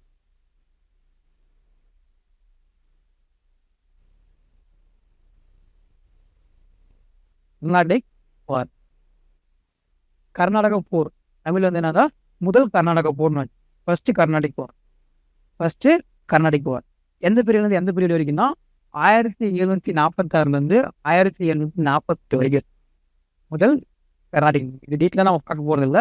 ஜஸ்ட் வந்து என்ன பிரச்சனை அப்படின்னு இப்ப வந்து இந்த கதைக்கான ஒரு இன்ட்ரோ மாரி ஜஸ்ட். இல்ல. முதல் கர்நாடிக் வார். அடுத்து வந்து 2வது கர்நாடிக் வார். இதுல முக்கியமா என்னன்னா, இதுல நெறைய பேர் இருப்பாங்க. என்னெல்லாம் ஞாபகம் வச்சுக்கணும்னா, ஆங்கிலேயரும், பிரெஞ்சும். இந்த கர்நாடிக் வார் ஃபுல்லாவே யாருக்காக சண்டை போடுவாங்கன்னா, ஆங்கிலேயரும், பிரெஞ்சும். குறிப்பிட்டு சொல்லலாம் அப்படின்னா, கர்நாடிக் வார் அப்படிங்கிறது இங்க இருக்க ஒரு நவாபு கர்நாடிக் நவாபு இருப்பாங்க. அவங்க இப்ப பிரிட்டிஷ்காரங்க என்ன பண்ணுவாங்க, இங்கேயே வாரிசு உரிமை போர் இருக்கும். அண்ணன், தம்பி, இல்லாட்டி வந்து மாமனார், சம்திங் வந்து அவங்க பையன் அந்த மாதிரி சம்திங் வந்து சண்டை நடந்துட்டு இருக்கும். அப்படி நடக்கும்போது என்னன்னா, ஒருத்தர் பிரிட்டிஷ்காரங்க சப்போர்ட் பண்ணுவாங்க. இன்னொருத்தர் வந்து என்னன்னா, பிரெஞ்சுக்கு சப்போர்ட் பண்ணுவாங்க. இந்த மாதிரி ஒரு பக்கம் இப்ப எனக்கும் என் தம்பிக்கு பிரச்சனை அப்படின்னா, எனக்கு ஒரு சப்போர்ட் பண்ணுவான், என் தம்பிக்கு ஒருத்தங்க சப்போர்ட் பண்றாங்க அப்படின்னு. ஓகே. இந்த மாதிரி என்னன்னா, ஒவ்வொருத்தரும் மாறி மாறி சப்போர்ட் பண்ணிட்டு இருப்பாங்க. அது ஏன்னா பிரிட்டிஷ், பிரெஞ்சு அந்த மாதிரி ஒரு மிகப்பெரிய பார்க்கும்போது இந்த மாதிரி 2 பேருக்கும் சண்டை வர மாரி இருக்கும். 2வது கர்நாடிக் வார். 2வது கர்நாடக போர். 2வது கர்நாடக போர் அப்படின்னு எப்ப நடந்திருக்குன்னா, 1749லேருந்து 54 வரை. 49லேருந்து 54 வரை. 3வது கர்நாடிக் வார். 3வது கர்நாடிக் வார். உங்களுக்கு ஹிஸ்டரி நடத்தும்போது டீட்டெயிலா நடத்துவாங்க. நமக்கு இது வந்து ஒரு இன்ட்ரோ மாரி தான். இது வந்து என்னன்னா, 1756லேருந்து 63 வரைக்கும். இந்த 3 கர்நாடிக் வார் நடந்திருக்கும். இப்ப நம்ம எதுல பார்க்க போறோம் அப்படின்னா, 2வது கர்நாடிக் வார்ல தான் இந்த கதை ஆரம்பிக்குது. நம்ம பார்க்க வேண்டிய கதை அப்படிங்கிறது எங்க ஆரம்பிக்குது? 2வது கர்நாடிக் வார்ல ஆரம்பிக்குது. 2வது கர்நாடிக் வார் வந்து எந்த வருஷத்துலேருந்து எந்த வருஷம் ஞாபகம் வச்சுக்கங்க. 1749லேருந்து 1754 வரைக்கும். அப்ப இதுக்கப்புறம் வர எழுத்து தான் நம்ம பார்க்க போறோம். இதுக்கப்புறம் என்ன நடக்க போகுது அப்படின்னா, நம்ம பார்க்க போறோம். 2வது கர்நாடிக் வார் அப்படிங்கிறது என்னன்னா, நம்ம 2 பேர் சண்டை. 2 பேர் அப்படின்னா யாரா இருக்கும் அப்படின்னா முகமது அலி. இங்கிலீஷ்ல இந்த வார்த்தை எழுதிப்பீங்கல்ல, என்னங்க முகமது அலி, அடுத்து வந்து சந்தா சாஹிப்.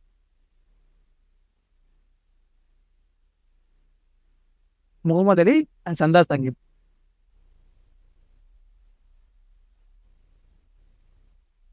சரிங்க. இதுக்கு ஆற்காடு நவாபா ஒருத்தர் இருப்பார். ஆற்காடு நவாபா ஒருத்தர் இருப்பார். அவர் பேர் அன்வருதீன். இந்தளவுக்கு நம்ம தெரியல. அன்வருதீன் ஒருத்தர் இருப்பார். அவரோட பையன் தான் முகமது அலி. அவரோட மருமகன் தான் யாரு? சாஹிப். சாஹிப் அப்படிங்கிறது யாருன்னா அவரோட மருமகன். அன்வருதீனோட பையன் வந்து முகமது அலி. அவங்க மருமகன் அப்படிங்கிறது யாரு? சாஹிப். இப்போ இதுக்கப்புறம் அவர் அன்வருதீன் இறந்துருவார். இல்லை, அதுக்கப்புறம் கர்நாடக நவாபா யார் ஆகணும் அப்படிங்கிறது தான் பிரச்சனையே. அதுக்கப்புறம் அவரது யாருது அவனு பிரச்சனை. மகனா இல்லை மருமகனா அப்படிங்கிறது தான் பிரச்சனை. இதான் செகண்ட் கர்நாடிக் வார். 2வது கர்நாடிக் வார். இதில் வந்து என்னன்னா மகனுக்கு யார் சப்போர்ட் பண்ணுறாங்கன்னா இங்கிலீஷ்காரன் சப்போர்ட் பண்ணுறான். சும்மா இங்கிலீஷ் நான் போடுச்சு. இங்கிலீஷ்காரங்க சப்போர்ட் பண்ணுறாங்க. மருமகனுக்கு யார் சப்போர்ட் பண்ணுறாங்க? பிரெஞ்சுக்காரங்க சப்போர்ட் பண்ணுறாங்க. இங்கே தான் இப்போ இங்கிலீஷ் சொல்லியாச்சு. பிரிட்டிஷ் இங்கிலீஷ் எல்லாம் ஒன்று தான். ஆங்கிலேயர்கள் இங்கே வந்து பிரெஞ்சுக்காரங்க. இங்கே பிரிட்டிஷ்காரங்க சப்போர்ட் பண்ணுறாங்க, பிரெஞ்சுக்காரங்க சப்போர்ட். இப்போ எப்படி இங்கே ஆங்கிலேயர் வரான்னு பார்த்துக்கங்க. இப்படிதான் வந்து ஆங்கிலேயர் கர்நாடக நவாபா ஆகும். கர்நாடகாவோட நவாபா ஆகணும். நவாபுனா அரசர், அந்த ஆட்சி பண்ணுறவங்களா மாறும். தமிழ் வந்து நவாபு, ஆற்காடு நவாபுன்னு ஆச்சு. ஆற்காடு நவாபு. ஆற்காடு நவாபு எழுதினா சரி, கர்நாடக நவாபு எழுதினா கூட சரிதான். சரியா? இப்போ வந்து சகாசாயிக்கும் முகமது அலிக்கும் பிரச்சனை. இங்கே வந்து யார் வரா? முகமது அலியும் அந்த அலிபுரா ஃப்ரெஞ்சுக்காரங்க பிரிட்டிஷ்காரங்களாம் வந்தாங்க. இப்போ ஃப்ரெஞ்சுக்காரங்க தான் என்ன பண்ணுறாங்கன்னா ஒரு வெற்றி பெற மாதிரி இருக்காங்க. இவங்க என்னன்னா இவங்க தான் வந்து வெற்றி பெற மாதிரி இருக்கு. இவங்க தான் வந்து வெற்றி பெற்றிருப்பாங்க. உடனே இவர் என்ன பண்ணுறாருன்னா முகமது அலி அப்படிங்கிறது தப்பிச்சு திருச்சிக்கு போயிடுவார். வெற்றி பெற்றாங்க, இவர் வந்து திருச்சிக்கு போயிடுவாங்க. ஃப்ரெஞ்சுக்காரங்க என்ன டூப்ளெக்ஸ்னு ஒருத்தர் இருப்பார். ஃப்ரெஞ்சில் டூப்ளெக்ஸ் அப்படின்னு ஒருத்தர் இருப்பார். அவரு தான் என்ன பண்ணுறாருன்னா இந்த சப்போர்ட் பண்ணி இது பண்ணுறாங்க. இவங்க என்ன பண்ணாங்கன்னா அந்த ஆற்காடு பகுதியெல்லாம் பிடிச்சிட்டு ஆற்காடு பகுதியை பிடிச்சிருவாங்க. பிடிச்சி என்ன பண்ணால் இவரை வந்து கொல்லணும் அப்படிங்கிறதுக்காக அங்கே போயிடுவாங்க திருச்சிக்கு. அந்த போன கேப்பில் வருது ராபர்ட் கிளைவ்னு ஒருத்தர் வருவார். Robert Clive. இந்த கதை நமக்கு சும்மா கால் நான் வச்சுக்க, நம்ம இதுக்கு வந்து என்னன்னா சும்மா ஒரு லிங்க் ஆகிறதா சொல்லி கொடுக்குறது. ராபர்ட் கிளைவ்னு ஒருத்தர் வருவார். அப்போ அவர் என்ன பண்ணுவாருன்னா இவர் இந்த இடத்துல கேப் ஆயிடுச்சு. இந்த ஆற்காடு பகுதி அப்படிங்கிறது இப்போ இருக்கிற வாணியம்பாடி அந்த மாதிரி அந்த ஏரியா தான். ஆற்காடு வாணியம்பாடிலாம் பண்ணிங்கன்னா அந்த ஏரியா தான். அது ஃபுல்லாக பெரிய ஏரியாவாக இருக்கும். சின்ன ஏரியாவாக இப்போ மாறி பிரிச்சு வச்சுட்டாங்க. வேலூர் அந்த மாதிரி பெரிய ஏரியா அது. கர்நாடகா அந்த எல்லாமே பெரிய ஏரியாவும் இருக்கும். இப்போ அந்த இடத்த என்ன பண்ணாங்கன்னா இவர் ராபர்ட் கிளைவ் அப்படிங்கிறது என்ன பண்ணாங்கன்னா திரும்ப வந்து அவர் வந்து ஆங்கிலேயர். இவங்க இந்த ஃப்ரெஞ்சுக்காரங்க வந்து திருச்சிக்கு போயிட்டாங்க இவர் பிடிக்கிறதுக்காக. அந்த கேப் ஃபில் பண்ணி அவர் வந்து என்ன பண்ணாங்கன்னா அந்த ஆற்காடு ஏரியா பிடிச்சிட்டாரு. பிடிச்சதுக்கப்புறம் என்ன ஆச்சுன்னா இவங்க வந்து ஒரு வலிமை குன்றுற மாதிரி ஆயிடுச்சு. அது ஃப்ரெஞ்சுக்காரங்க. ராபர்ட் கிளைவ் வந்து இப்போ இதெல்லாம் நெருக்க ஆரம்பிச்சா அப்படின்னா நம்ம ஹிஸ்ட்ரி கிளாஸ் இருக்கிற மாதிரி ஆயிடும். நிறைய ஹிஸ்ட்ரினா ஃபுல்லாக ஐஎன்எம் இருக்கிற மாதிரி ஆயிருக்கும். இல்லை சும்மா ஜஸ்ட் நான் வச்சுக்கேன். சரியா? அதை இப்போ இது வந்து இவர் தான் இருக்காரு. உடனே என்னன்னா இந்த ஃப்ரெஞ்சுக்காரங்க ஜெயிச்சிட்டாங்க. இவர் தப்பிச்சு போயிட்டாரா? அன்வருதீன் அப்படிங்கிறது இவங்க அப்பாவை கொண்டு வந்து இவங்க தான் வந்துட்டாங்க, மருமகன் அப்படின்ட்டு வந்துட்டார். இருந்தாலும் இப்போ என்ன ஆயிடுச்சு, இவர் வந்து ராபர்ட் கிளைவ் டூப்ளெக்ஸ்னு இருக்காரு. டூப்ளெக்ஸ் என்ன பண்ணுறாருன்னா இவரை கொல்லணும் அப்படிங்கிறதுக்காக இங்கே போயிடுறாரு. இந்த கேப்பை ஃபில் பண்ணி என்னன்னா ராபர்ட் கிளைவ் வந்து இங்கே வர்றாரு. ராபர்ட் கிளைவ் வந்து என்ன பண்ணுறாரு, ஆற்காடு நவாபு பிடிச்சாரு. அதுக்காக என்ன சொல்லுவாங்கன்னா ஆற்காடு வீரர்னு சொல்லுவாங்க. ராபர்ட் கிளைவ் ஆற்காடு வீரர் அப்படின்னு சொல்லுவாங்க. இது வாரியர் ஆஃப் ஆற்காடுன்னு சொல்லுவாங்க. இங்கிலீஷில் நாங்களாம் வாரியர் ஆஃப் ஆற்காடுன்னு சொல்லுவாங்க. சரிங்களா? அப்போ இவர் வந்து போயிடுவார். உடனே வந்து இப்போ ஃப்ரெஞ்சு வந்து என்ன தோற்று போயிடுறாங்க. இவர் இங்கே போகிறனால என்னன்னா அவங்க பிடிச்சிடுறாங்க, ஃப்ரெஞ்சு தோற்று போயிடுறாங்க. இவர் தான் வந்து இப்போ என்ன முகமது வந்து ஆற்காடு நவாபாக மாறிடுறாரு. ஆற்காடு நவாபாக யார் அவரோ முகமது அலி. இவர் தான் என்ன பண்ணுறது, ஆற்காடு நவாபாக மாறிடுறாரு. இவர் ஆற்காடு நவாபாக மாறிக்கணும் என்னன்னா நான் வந்து என்ன பண்ணேன், உங்களுக்கு ஹெல்ப் பண்ணேன். பிரிட்டிஷ்காரங்க என்ன சொல்கிறாங்க அப்படின்னா, நான் வந்து உன ஆட்சி நீ தக்க வச்சுக்கிறதா உனக்கு ஹெல்ப் பண்ணேன். அதெல்லாம் நீ என்ன பண்ணுற, உனக்கு கீழே இருக்கிற பாளையம்லாம் இருக்குது பார்த்தீங்களா, அதுக்கு வரி வசூல் பண்ணுற உரிமையை எனக்கு கொடுத்துரு. ஓகேவா? ஃபஸ்ட்டு நாயக்கர் இருப்பாங்க. நாயக்கர் வந்து யார் போயிடுவான், இந்த கர்நாடக நவாபுக்கு அந்த இது போயிடும், வரி வசூல் வாங்குற உரிமை போயிடும். இவங்களுக்கு பிரச்சனை இல்லை. ஆர்காட் நவாபுக்கும் நாயக்கர் அப்படிங்கிறது 2 வேறுபாடு இல்லை. ஏன்னா எல்லாமே இந்தியன்ஸ். அதனால அவங்க வந்து பெரிய பிரச்சனை கிடையாது. ஆங்கிலேயர் வந்து உள்ள வரும்போது தான் இப்போ பிரச்சனை ஆரம்பிக்குது. ஏற்கனவே நாயக்கர் வந்து வரி வசூல் பண்ணிட்டு இருந்தாங்க. பாளையக்காரர் வந்து என்ன பண்ணுவோம், வரி வசூல் பண்ணி நாயக்கர்கிட்ட கொடுப்பாங்க. நாயக்கர் வந்து செலவு பண்ணி வைத்துப்பாங்க. இப்போ நாயக்கர் பேஸில் யார் பேஸ்லி வராங்கன்னா, முகமது அலி அப்படின்னு ஒருத்தர், அதாவது ஆர்காட் நவாப் வராங்க. இவங்க எல்லாருமே வந்து இந்தியன்ஸ். இதுவாக இருந்தனா பக்கத்து நாட்டு அரசர்கள் அவங்க படையெடுத்து வந்து பிடிச்சிட்டாங்க. இதுவரை அந்த முடிஞ்சிருச்சு. ஓகேவா? இப்போ என்ன பண்ணுறாங்கன்னா, இவர் முகமது அலி அப்படின்ட்டு இருக்காங்க பார்த்தீங்களா, இவர்கிட்ட வந்து ஆங்கிலேயர் கேட்குறாங்க, என்னன்னா நான் வந்து உங்களுக்கு வந்து ஹெல்ப் பண்ணேன் ஆட்சி பிடிக்கிறதுக்கு. இப்போ நீங்கள் என்ன பண்ணுறீங்க, உங்களுக்கு கீழே இருக்கிற பாளையம்லாம் வரி வசூல் பண்ணுற செலவெல்லாம் எங்களுக்கு வந்து, ஏன்னா நான் உங்களுக்கு நிறையா செலவு பண்ணியிருக்கேன். எங்கள் ஆட்களுக்கெல்லாம் வச்சு, அதாவது படை வீரர்கள்லாம் இருக்கா பார்த்தீங்களா, அவங்களுக்குலாம் நிறைய செலவு பண்ணியிருக்கோம். அதனால் என்ன பண்ணுறீங்க, நீங்கள் வரி வசூல் பண்ணுற உரிமையை எங்களுக்கு கொடுத்துருங்க அப்படின்னு கேட்குறாங்க. இப்படி வரி வசூல் பண்ணுற உரிமை வந்தால் தான் வந்து இந்த பாளையம் இருக்குது பார்த்தீங்களா, இந்த பாளையத்துக்கான வரி வசூல் பண்ணுற உரிமையெல்லாம் இவங்கள்ட்ட போயிடுச்சு. யார்கிட்ட, பிரிட்டிஷ்காரங்கள்ட்ட போயிடுச்சு. இதில் வந்து என்னன்னா, இந்த முகமது அலி அப்படிங்கிற டேரக்டாக பண்ணாமல் இவருக்கு கீழே ஒரு தம்பி இருக்காரு. தம்பி பேர் என்ன, மாப்பஸ் அப்படின்ட்டு. தம்பி பேர் என்னது, மாப்பஸ்.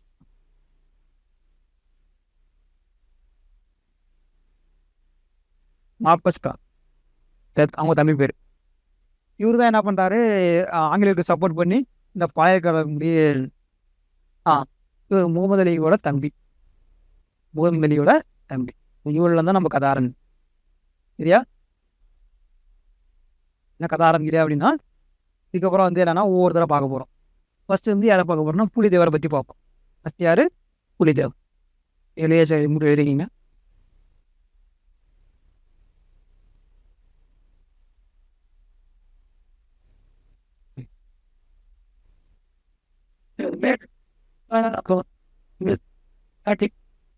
ரெண்டும் ஒன்று தான். ஆற்காடு நவாபு, அதாவது கர்நாடகாவோட தமிழ் பேர் தான் ஆற்காடு. ஆற்காடு முன்ன வந்து இந்த விழுப்புரம், திருவண்ணாமலை அப்படின்னா எல்லாமே என்ன பேருனா வட ஆற்காடு தான் பேரு. அதில் தான் வந்து விழுப்புரம், திருவண்ணாமலை அப்படின்னா பேர் பிடிச்சிருப்பாங்க.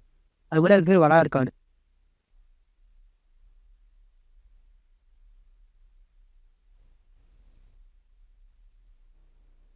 வரலாம்.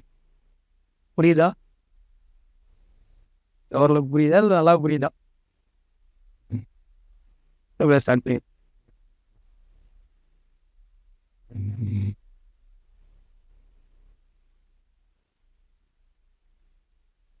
புலிதேவன்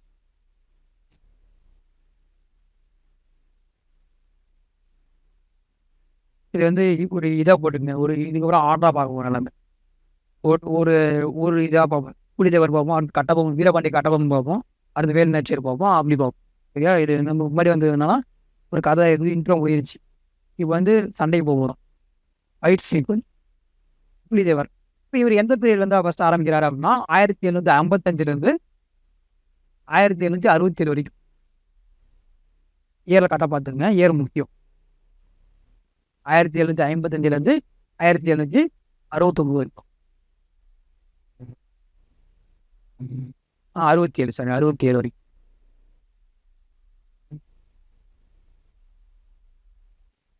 இப்போ இவர் எந்த பீரியடு, எந்த எந்த இடத்த ஆட்சி பண்றாரு அப்படின்னா, நெற்கட்டும் சேவல்.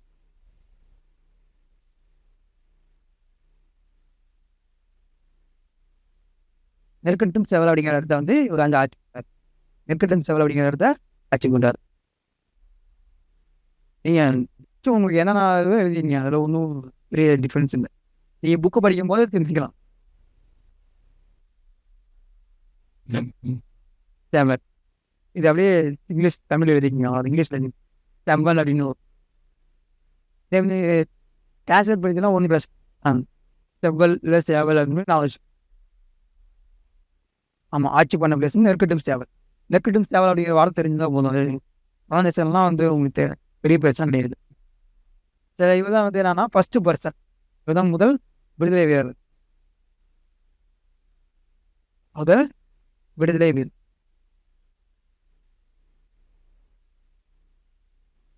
விடுதலை வீரர். First person revolt against British. First person revolt against முதல் விடுதலை வீரர் தமிழ்நாட்டில் முதல் மொத்தமாகவே இந்தியாவிலே இப்போ தான் ஃபஸ்ட்டு ஆரம்பிக்குது. இதுக்கு முன்னாடி வந்து யாருமே கிடையாது, பெருசாக பண்ணியிருக்க மாட்டாங்க. இப்போ முதல் விடுதலை வீரர் அப்படிங்கிற Puli Thevar. First person revolt against the British அப்படிங்கிற யாருன்னா புலிதேவர் தான். இல்லை ஒரு இது வந்து இவங்க வந்து என்னன்னா நம்ம டைமில் கொஞ்சம் எழுதிக்கிங்க. நான் என்ன சொல்ல வரேன் அப்படின்னா, நெற்கட்டும் சேவல் அப்படிங்கிறது இந்த பாளையங்கள் 2 விதமாக பிரிச்சுப்பாங்க. மொத்தம் 72 பாளையங்கள் இருக்குது. அதனால் 2 விதமாக பிரிச்சுப்பாங்க. ஒன்று வந்து மேற்கு பாளையங்கள், இன்னொன்று கிழக்கு பாளையங்கள். டைமில் கொஞ்சம் செயல் எழுதிக்கிங்க. சிம்பிளாக என்னென்ன இப்படி வரும் அப்படி இங்கே எழுதிட்டு அது போகும். மேற்கு பாளையம், கிழக்கு பாளையம். ஃபஸ்ட் வந்து மேற்கு பாளையம், அப்போ வெஸ்ட் பாளையம், மேற்கு பாளையம். இன்னொன்று என்னன்னா கிழக்கு பாளையம். இது பெருசாக கொஸ்டின்ஸ்லாம் அந்த மாதிரி கேட்கல. தெரிஞ்சுங்க இதெல்லாம் யார் யாரும் கதையை சொல்ல போகிறோம். அதனால் அதை தெரிஞ்சுக்கணும். ஃபஸ்ட்டு நெற்கட்டும் சேவல் அப்படிங்கிறது மேற்கு பாளையம். நெற்கட்டும் சேவல் அப்படிங்கிறது மேற்கு பாளையம். மேற்கு பாளையத்தில் இது வரும். நெற்கட்டும் சேவல் அப்படிங்கிறது மேற்கு பாளையம். இவங்க வந்து யாரை சொல்கிறாங்கன்னா மறவர்னு சொல்கிறாங்க. இவங்க மறவர் அப்படின்னு சொல்கிறாங்க. இன்னொரு பேர் என்ன, மறவர் பாளையக்கார். மறவர் அப்படின்னா குறுநில மலர்கள் குறிக்கும் மறவர் அப்படிங்கிறது. கிழக்கு அப்படிங்கிறது தெலுங்கு பேசுகிறவங்க, தெலுங்கு பாளையக்காரன்னு சொல்லுவாங்க. கிழக்கு அப்படிங்கிறது தெலுங்கு பாளையக்காரர். அப்போ ஆந்திரா பக்கத்தில் வந்து வந்திருப்பாங்க அப்படின்னா தெலுங்கு பாளையக்காரர். வேற என்ன ஒன்றா சிங்கம்பட்டி.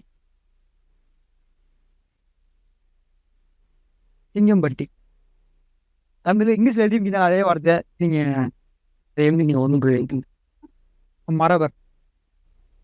இதுதான் வந்து என்னென்னா பேர் சொல் மாதிரி எப்படி உங்கள் பேர் என்ன இருக்கோ அது மாதிரி தான் இங்கிலீஷ் தான் தமிழில் எழுதிதான். அடுத்து வந்து ஊத்துமலை.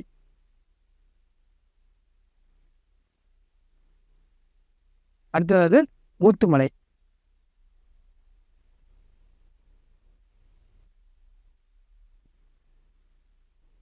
ஊத்துமலை. தலைவன் கோட்டை.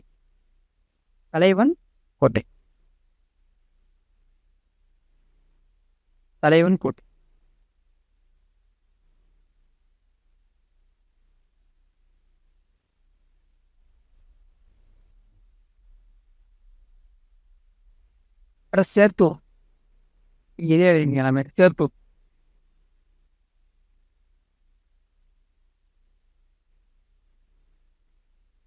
சேத்தூர். நடுவங்குறிச்சி.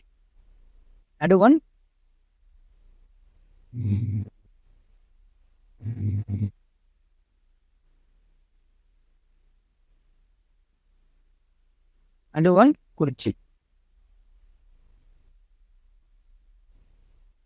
இன்னொன்று சிவகிரி. லாஸ்ட்டாக வந்து சிவகிரி.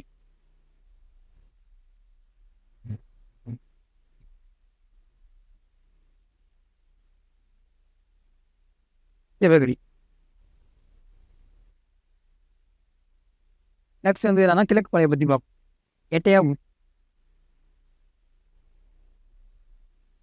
எட்டயபுரம் அப்படின்னா திருநெல்வேலி ரீஜனில் இருக்க எட்டயபுரம். பாஞ்சாலங்குறிச்சி.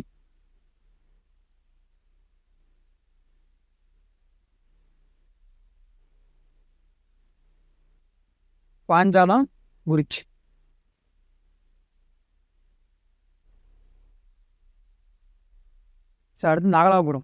மூணாவது என்னது Nagalapuram.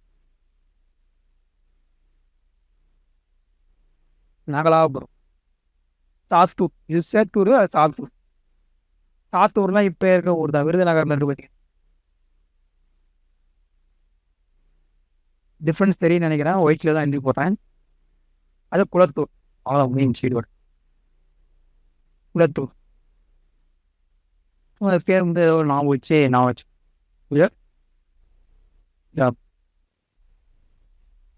Bank to form Puli Thevar வந்து இல்லை புலிதேவர் அப்படிங்கிறது இது நெற்கட்டும் சேவல் எங்கே வரும்?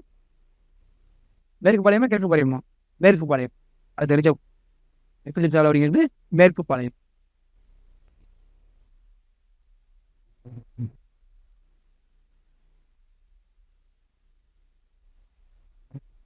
இப்போ ஃபஸ்ட்டு யாரு இவர் தான் பிரச்சனை பண்ணுறாரு. யாருன்னா பூலித்தேவர் அப்படின்னு பிரச்சனை பண்ணுறாரு.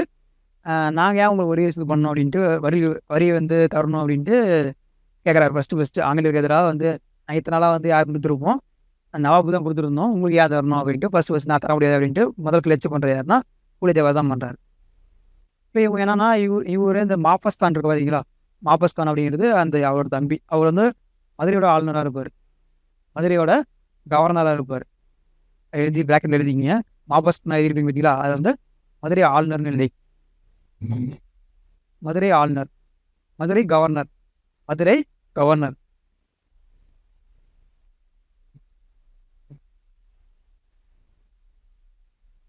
ஆக்கட் நவாபோட தம்பி அவர், நவாபோட தம்பி.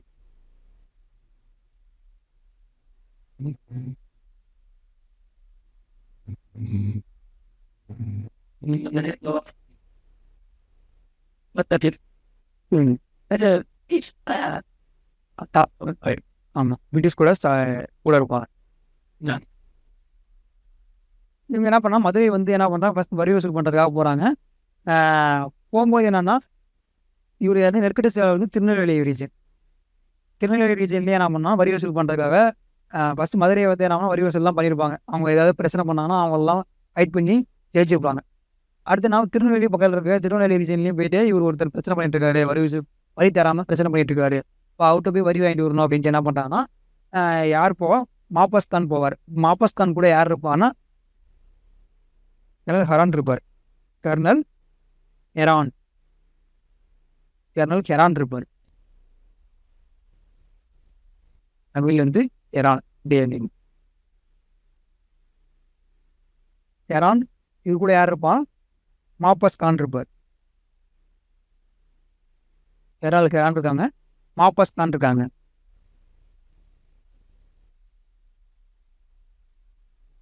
இப்போ என்ன எந்த பீரியட் அப்படின்னா 1755. 1755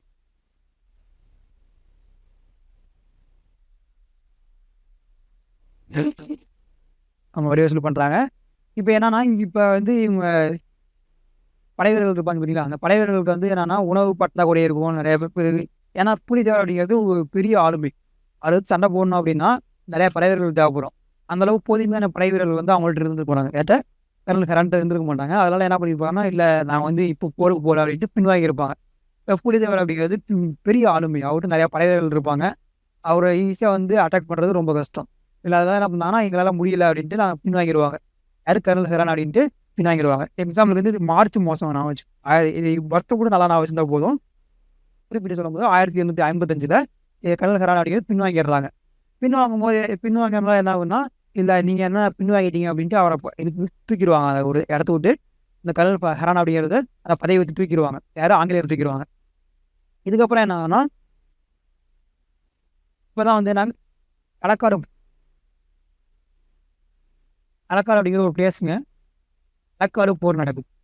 களக்காடு வார், தமிழ் வந்து என்னது களக்காடு வார்.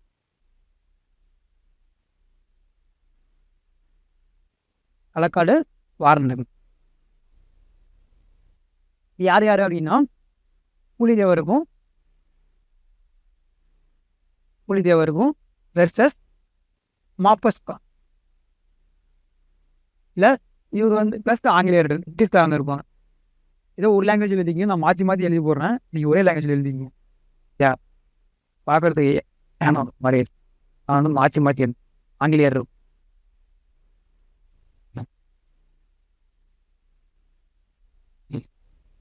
மாப்பஸ் கான் வந்து ஒரு ஆங்கிலேயர் இருக்காங்க.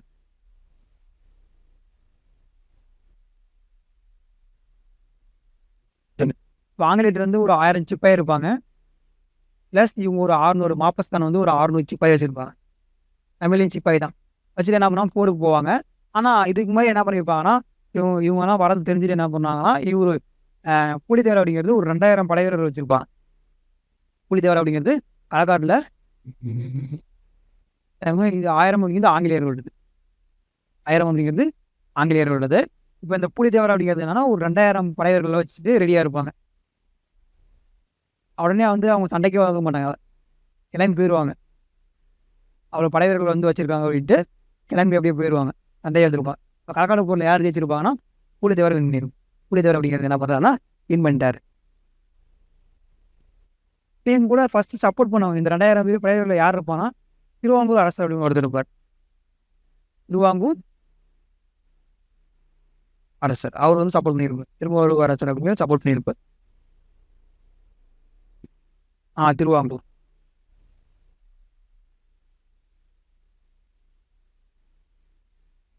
திருவாங்கூர் அரசர் வந்து யாருன்னா சப்போர்ட் பண்ணியிருப்பாரு. இந்த பீரியட் வந்து ஒரு 63 வரைக்குமே என்னன்னா, எந்த பிரச்சனையும் இல்லாமல் கரெக்டாக போயிட்டு இருக்கும். சரிங்களா? இந்த களக்காடு போருக்கு அப்புறம் ஜெயிச்சிருவாங்க. அதுக்கப்புறம் வந்து ஒரு இப்போ வந்து எந்த பீரியட் 1755 63 வரைக்குமே என்னன்னா, இவங்க திருவாங்கூர் அரசர் சப்போர்ட் பண்ணியிருப்பாங்க. எல்லாம் போயிட்டு இருக்கும்.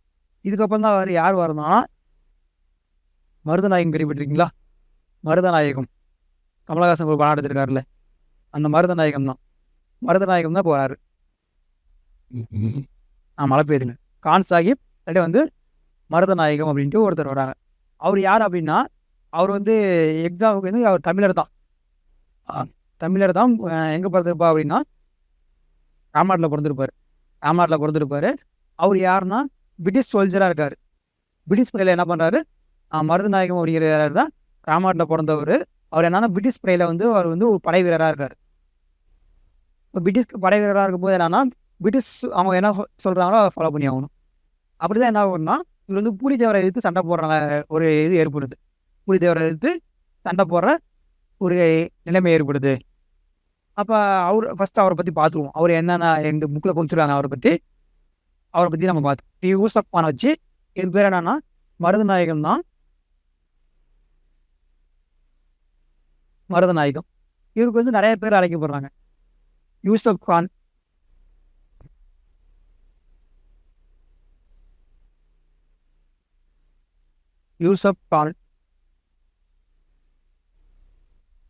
கான் சாஹிப், கான் சாஹிப் அப்படின்ட்டு என்னன்னா பல பேர் அழைக்கப்படுறாங்க இவரை. இவர் எங்கே பிறந்திருப்பாருன்னா, ராமநாதபுரத்தில் பிறந்திருப்பார். எங்கே பிறந்திருப்பாரு? ராமநாதபுரத்தில் பிறந்திருப்பார். இவர் பாண்டிச்சேரி போகும்போது இவர் என்னன்னா, இவர் பேர் மாற்றப்படுது. பாண்டிச்சேரிக்கு போகும்போது என்னன்னா, இவர் வந்து ஒரு இஸ்லாம் மதத்தை கருவுறாரு. இஸ்லாம் மதத்தை என்ன பண்ணா, அவர் யூசப் கான் பேர் வச்சுக்கிறார். பாண்டிச்சேரியில் போயிட்டு ஒரு இஸ்லாமியராக மாறிடுறாரு. அவர் பேர் என்ன இப்போ யூசப் கான் அப்படின்ட்டு பேர் வச்சு யூசப் கான் அப்படின்ட்டு மாறிடுறார். இஸ்லாமியராக மாறிடுறார்.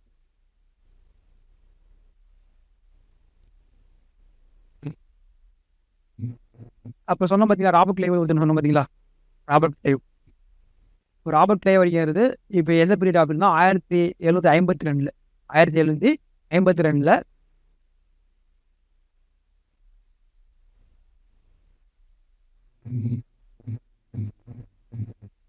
ராபர்ட் கிளைவ்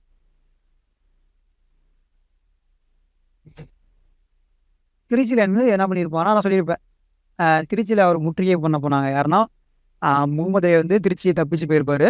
அப்போ என்னன்னா, ஃப்ரெண்ட்ஸ் வந்து அவங்களும் இங்கே வருவாங்க. உடனே வந்து அவங்க தோக்கடிச்சிருப்பாங்க அப்படின்ட்டு. அப்போ வந்து இப்போ வந்து திருச்சிராப்பள்ளியும் முற்றுகை இருக்கு. அது என்ன, ராபர்ட் கிளைவ் வந்து திருச்சி முற்றுகை.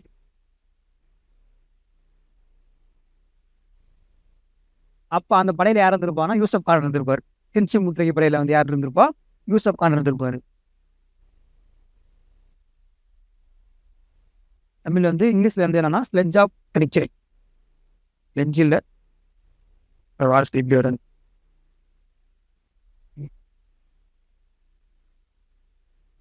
ஸ்லெட்ஜ் ஆஃப் திருச்சி, திருச்சிராப்பள்ளி முற்றுகையில் வந்து என்ன பண்ணியிருப்பாங்கன்னா, இவர் வந்து பங்கேற்றிருப்பாரு.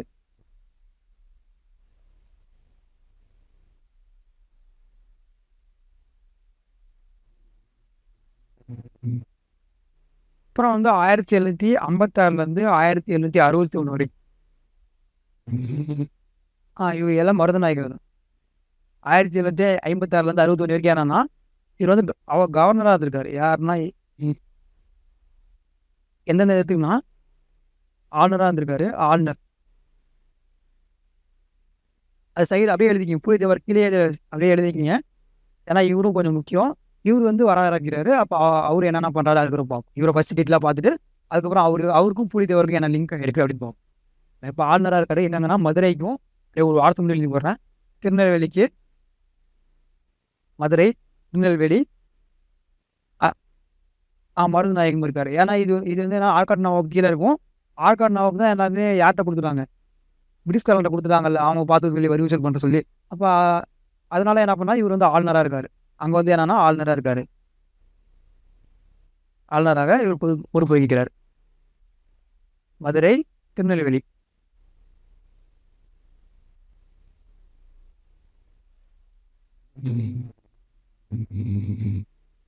சோழவந்தான் அப்படின்ற ஒரு ஏரியா இருக்கு. சோழவந்தான் அப்படின்ற ஏரியா மதுரை ரீஜன்ல. அப்போ அவங்க அந்த இடத்துல வந்து யாருன்னா யூசப் கானுக்கும்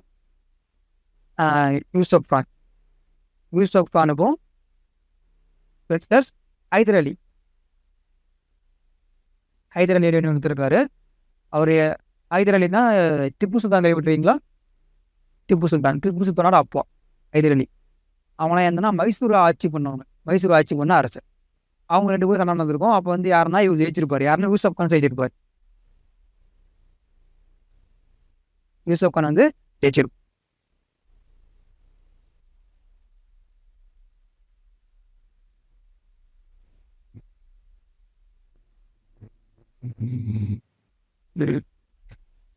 வேற என்ன பண்ணிருப்பாரு அப்படின்னா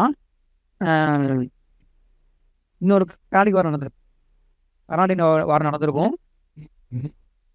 இது வருஷம்லாம் தேவையில்லை, நீங்கள் அப்படி சும்மா வச்சு ஹைதராலி சண்டை போட்டுருவேன்னா வருஷம் எதுவுமே எல்லாமே இந்த பீரியட் 1760 சம்திங் தான், 60 பீரியட்ல. இன்னொன்று என்னன்னா மைசூர் வாரம் நடந்திருக்கும். ஆங்கிலோ மைசூர் வாரம் நடந்திருக்கும். ஆங்கிலோ மைசூர் வாரில் என்னன்னா கவுண்டி லாலி ஒருத்தர் இருப்பார். அவர் என்ன பண்ணா ஹைதராலிக்கு சண்டை போட்டிருப்பாங்க. ஆங்கிலேயர் ஃபர்ஸ்ட் ஏன்னா பிரெஞ்சுக்கும் ஆங்கிலேயருக்கு சண்டை வரும்.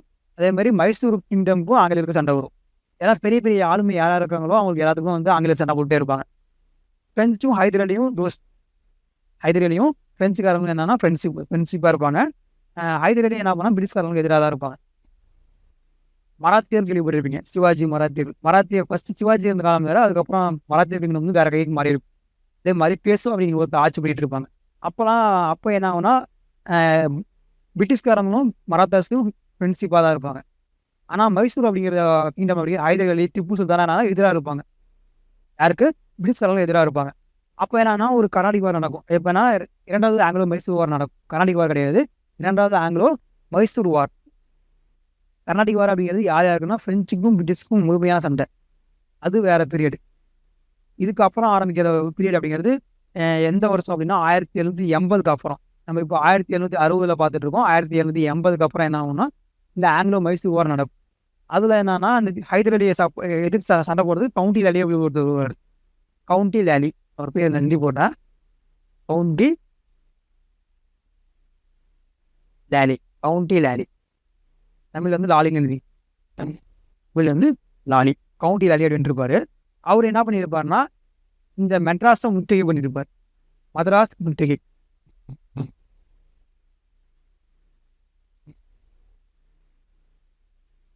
மதராஸ் முற்றுகை எடுத்திருப்பாரு. அப்போ அந்த மதராஸ் முற்றுகை அப்போ என்ன பண்ணா இவர் ஹெல்ப் பண்ணியிருப்பாரு. யாரு? யூசப் கான் ஹெல்ப் பண்ணியிருப்பாரு. அதே வார்த்தை லென்ஸ் ஆஃப் மெட்ராஸ் முற்றுகை. இது எந்த பீரியட்னா 1758 இருந்து வருஷம் கொஞ்சம் தப்பா கொடுத்துருக்கிற மாதிரி இருக்கு.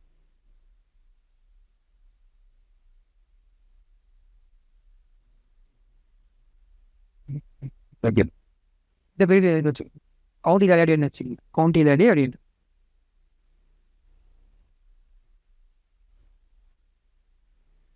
மதராஸ் முற்றுகை எப்போ என்னன்னா இவங்க வந்து ஹெல்ப் பண்ணி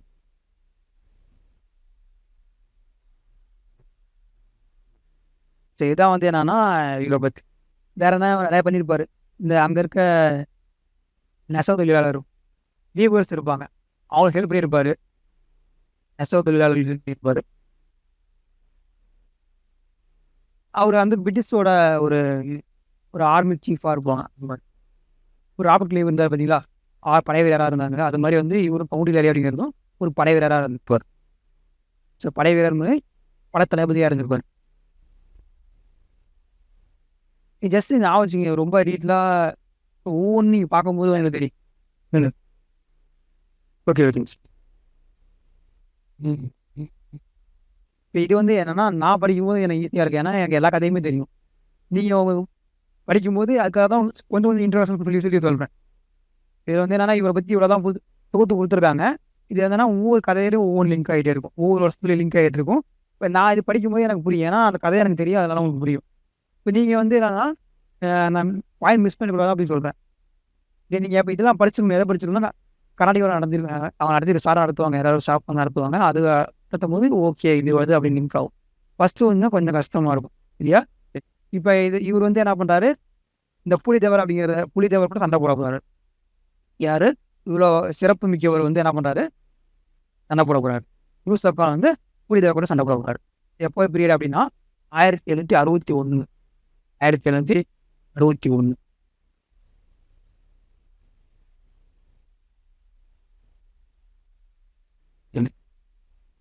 இந்த மாரி என்னன்னா, இந்த மாரி அ 1761 டேரக்ட்டா என்னன்னா பிரிட்டிஷோட பவர் அப்படிங்கிறது ரொம்ப அதிகம். ஏன்னா பீரங்கி வச்சிருப்பாங்க. நெறைய பவர் வச்சிருப்பாங்க. யூசப் கான் அப்படிங்கிறது திறமையான படைத்தளபதி. அப்ப அவரு சண்டை போட முடியாது.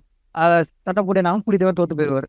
ஏன்னா முன்ன இருந்த திருவாங்கூர் அரசர் ஒருத்தர் இருக்காங்க பார்த்தீங்கன்னா, பார்த்தோம் பார்த்தீங்களா? இந்த திருவாங்கூர் அரசர் வந்து என்ன பண்ணியிருப்பாங்கன்னா, இந்த கர்நாடிக் வார் நடக்கிறனால, கர்நாடிக் வார்ல வந்து பிரெஞ்சோட தோல்வி ரொம்ப அதிகமாயிட்டே இருக்கும். பிரிட்டிஷ்காரன் வந்து அதிகமா இடத்த புடிச்சிட்டு இருப்பாங்க. இப்ப 2வது கர்நாடிக் வாரே பார்த்தோம். பிரெஞ்சோட தோல்வி அப்படின்றது. 3வது கர்நாடிக் வார்லாம் ஃபுல்லாவே வந்து என்னன்னா, பிரெஞ்சு வந்து ரொம்ப வீழ்ச்சி அடைஞ்சிருவாங்க.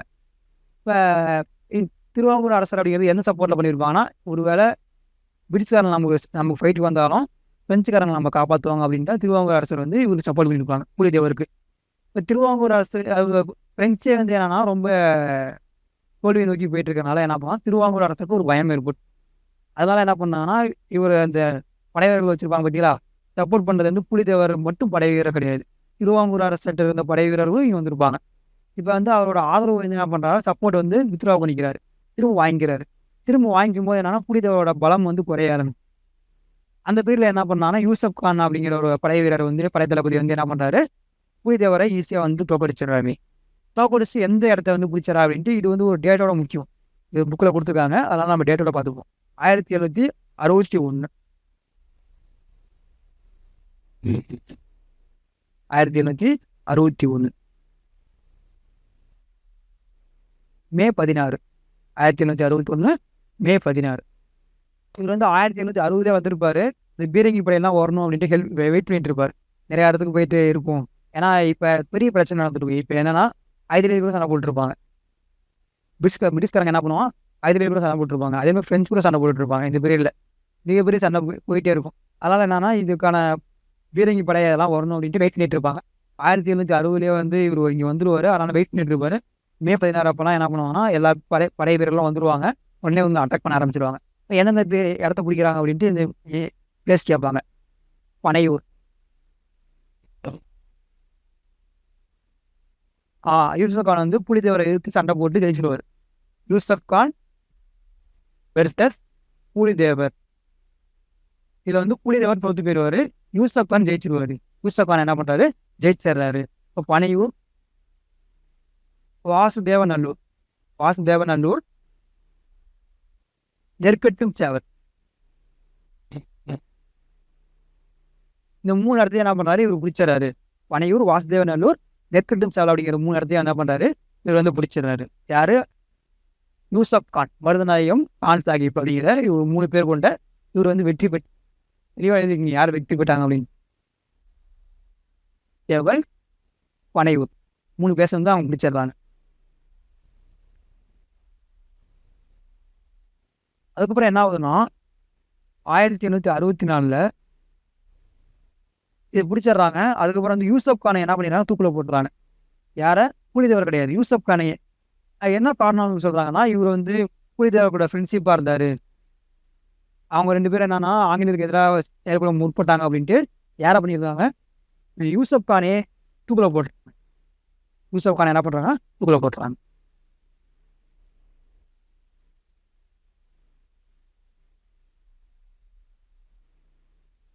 யூசப் கானை தூக்குல போட்டுருவாங்க.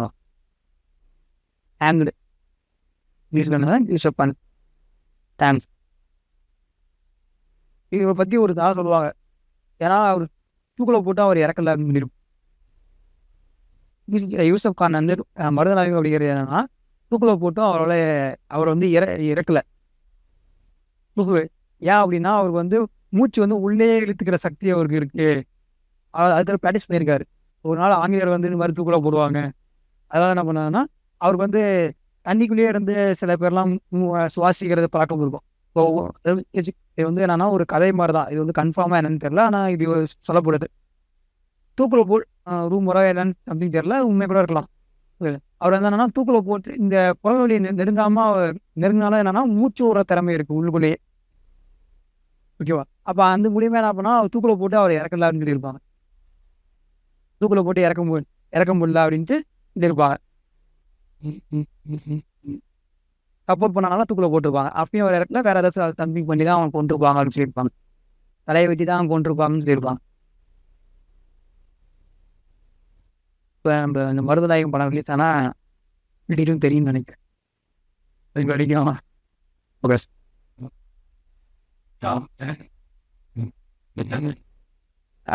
மாற்றிருப்பாங்க. சும்மா சொல்கிறோம், நந்துக்கும் பெருசாக தெரிஞ்சுக்கணும்னு கிடையாது. அவ்வளோதான். இப்போ என்னன்னா யூசப்கான தூக்குல போட்டாங்க. அது வந்து நமக்கு தெரிஞ்சால் போதும். ஆங்கிலேயர் தூக்குல போட்டாங்க. இதுக்காக தான் புலித்தேவருக்கு சப்போர்ட் பண்ண மாதிரி சொல்கிறாங்க. ஆனால் அந்த மாதிரியும் இல்லை. சரி, ஓகே, ஏதோ ஒன்று வந்து இதுக்கப்புறம் என்னன்னா இவர் வந்து தூக்குல போடணும்னு இவர் இறந்ததுக்கு அப்புறம் தெரிஞ்சுட்டு திரும்ப வந்துருவார் புலித்தேவர் அப்படிங்கிறது. திரும்ப வந்து நெற்கட்டும் செலவு கயிறு விட்டுருவார். திரும்ப 1700 திரும்ப வந்து ரீகேப்சர் பண்ணிடுவார். 1764 புலித்தேவர் வந்து திரும்ப வந்து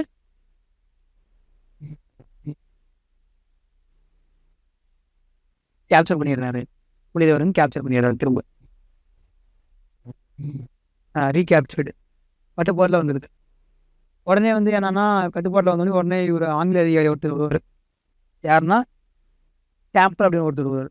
1864 67 கேம்பர் அப்படின்னு ஒருத்தர் வருவார். அவர் என்ன பண்ணுறாருன்னா திரும்ப இவர் புலித்தேவரை வீழ்த்தி புலித்தேவர் வெர்சஸ் கேம்பர் ஜெயிச்சிடுவார். PELN Kemper. ஆமாம்,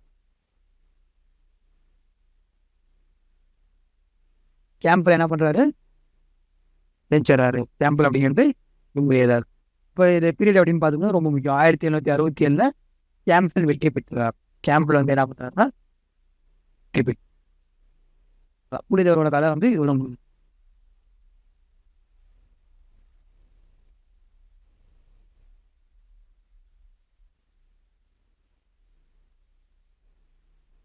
ஓகேவா? ஏதாவது டவுட் எதாவது? இல்லை, அதுவும் வந்து மர்மமான ஒரு விஷயம் தான். அவர் வந்து தப்பிச்சு நீங்கள் ஓடிட்டாருன்னு சொல்கிறாங்க. இல்லை, இறந்துட்டான்னு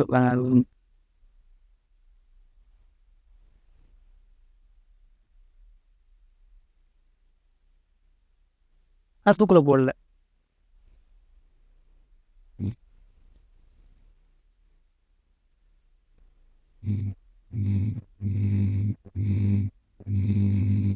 போக போக இப்போ ஃபஸ்ட்டு இன்ச்சிலாம் மாதிரி இருக்கும். போக போக ஸ்பீடாக போயிடும். ஓகே, இதெல்லாம் இந்த ஸ்பீட்லேயே போனால் போதும். அடுத்து வீரபாண்டிய கட்டபொம்மன் பற்றி பார்ப்போம். இது வந்து வீரபாண்டிய கட்டபொம்மன்.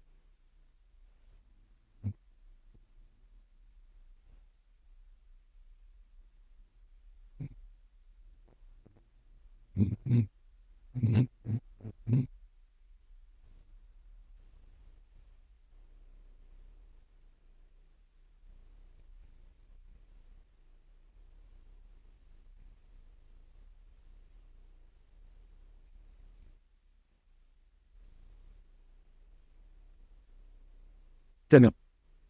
பெரிய வீரபாண்டிய கட்டபொம்மன் வசனம்லாம் கேள்விப்பட்டிருப்பீங்க நிறையா. நான் எதிர்த்து தர வேண்டும் கிறிஸ்டின் நாட்டுன்னு டயர் விக்வான் டயர் அந்த மாதிரி வசனம்லாம் கேள்விப்பட்டிருப்பீங்க. அப்போ அதான் அவர் தான் வந்து வீரபாண்டிய கட்ட. அவர் எந்த பீரியட்ல இருந்து இருக்காரு அப்படின்னு பார்ப்போம்.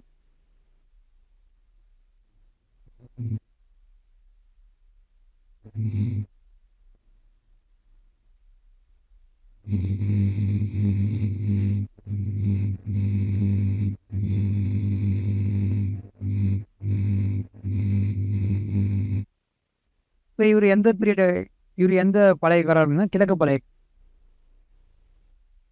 வீரபாண்டிய கட்டபொம்மன் அப்படிங்கிறது கிழக்கு பழையக்காரர்கள். ஆனால் தெலுங்கு பழையக்காரர்கள் அப்படின்னு சொல்லுவாங்க. ஆந்திராவிலேருந்து வந்து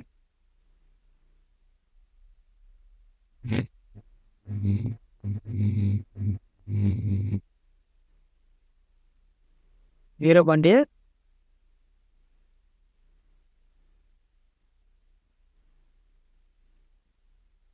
கட்டபொம்மன் இவரோட என்ன ஈஸ்ட் பயம் இருப்பான் பாஞ்சாலபுரி.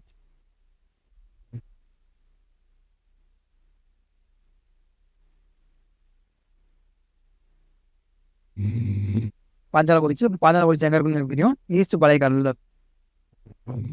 இன்னொரு பேர் தெலுங்கு பழையக்காரம்லாம் படிச்சிருப்பாங்க. பாஞ்சாலபுரிச்சு பீரியட் வந்து 1761 இவர் வந்து ஆச்சு. 1761 1779 1799 வரைக்கும் 1799 வரைக்கும். இவர் பிறந்த வந்து 1760 பிறந்திருக்காரு. 61 பிறந்திருப்பாரு. 1799 வரைக்கும் இருந்திருப்பாங்க. இவர் வந்து எப்போ மன்னராக இருந்திருப்பாரு அப்படின்னா 1790 அப்புறம் தான் வந்து இவர் வந்து பாளையக்காரராக உருவாகிறார். பாளையக்காரர் ஆகிறார். இவர் வந்து பிறந்தது வந்து 1760 61. அவர் 31 வயசுல என்ன பண்றாருன்னா பாளையக்காரராக உருவாகிறார். பாஞ்சாலங்குறிச்சியில். இவரோட அப்பா பேர் வந்து ஜெகவீர பாண்டியன். அப்பா பேர் என்னது? ஜெகவீர பாண்டியன்.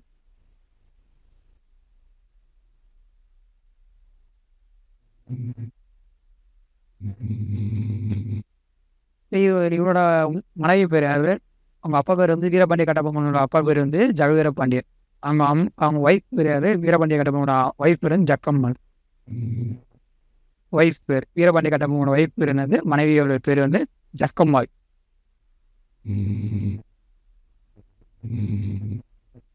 ஒய்ஃப் பேர் வந்து ஜக்கம்மாள். இவங்க 2 தம்பி இருக்காங்க. ஒன்று வந்து ஊமதுரை சவத்தையா. தம்பி 2 பேர் இருக்காங்க. ஒன்று வந்து யாருன்னா ஊமதுரை.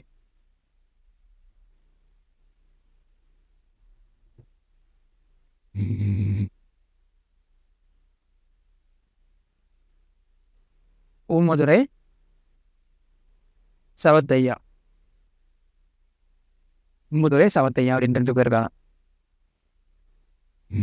இப்போ இவருக்கு என்ன பிரச்சனை வரும்போது அப்படின்போம். இப்போ யாருன்னா பிரிட்டிஷ்காரங்க இவங்க என்ன பிரச்சனை வருது? பிரிட்டிஷ்காரங்களுக்கும் இவங்களுக்கு என்ன? சரி, ஃபர்ஸ்ட் இன்சியலாக என்ன சொல்கிறாங்கன்னா 2 ஆங்கிலேயர் இருக்காங்க. ஒருத்தர் வந்து என்னன்னா காலின் ஜாக்சன். அப்படின்னு ஒருத்தர் இருக்காரு. இன்னொருத்தர் பேர் என்ன? James London. Colin Jackson, James London இருக்காங்க. இவங்க 2 பேரும் என்ன பண்றாங்கன்னா இவர் புலிதேவரை பத்தி வீரபாண்டிய கட்டபொம்மன் சொல்லும் போது இவர் வந்து எந்த பிரச்சனையும் இல்லாதவர் தான். ஆங்கிலேயருக்கு வந்து எந்த பிரச்சனையும் இல்லை, அவர் கரெக்டாக வந்து கரெக்டாக கொடுத்துட்டா இருக்காரு அப்படின்ட்டு பிரச்சனை இல்லாதவர் அப்படின்ட்டு மென்ஷன் பண்றாங்க. யாரு? காலின் ஜாக்சன் அப்படிங்கிறோம். ஜேம்ஸ் லண்டன் அப்படிங்கும்போது இவர் வந்து எந்த பிரச்சனையும் இல்லாதவர். நோ டிஸ்பியூட், எந்த பிரச்சனையும் பண்றது இல்லை. இவர் புலிதேவர் மாதிரி ஒரு சண்டைக்கு வர்றது கிடையாது. அந்த மாதிரி எந்த பிரச்சனையும் இல்லாதவர். இப்போ வந்து நோ டிஸ்பியூட், இவங்க 2 பேருக்கு எந்த பிரச்சனையும் இல்லை அப்படின்னு. இல்லை, பிரச்சனை இல்லாதவராக இருக்காரு. No dispute between the British and the Veerapandiya Kattabomman.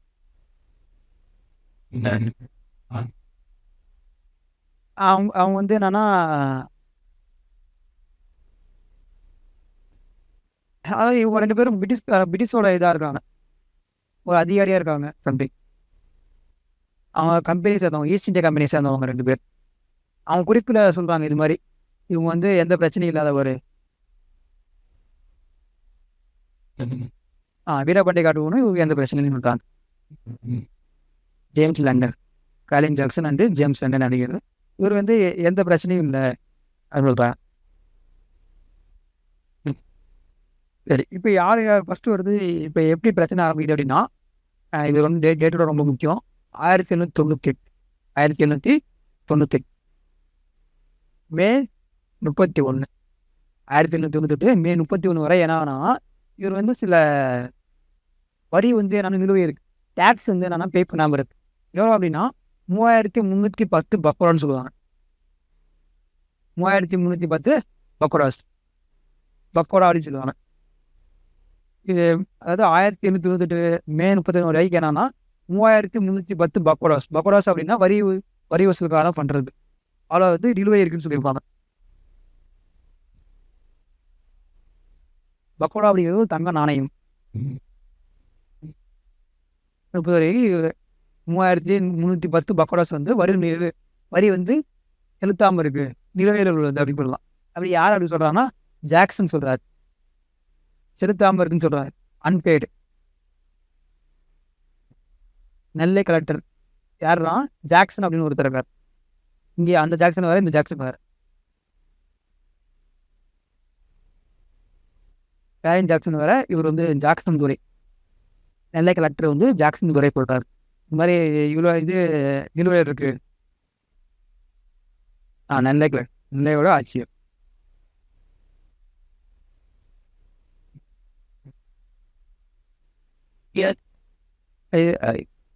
Tax பே பண்ணுறது இவ்வளோ இருக்கு.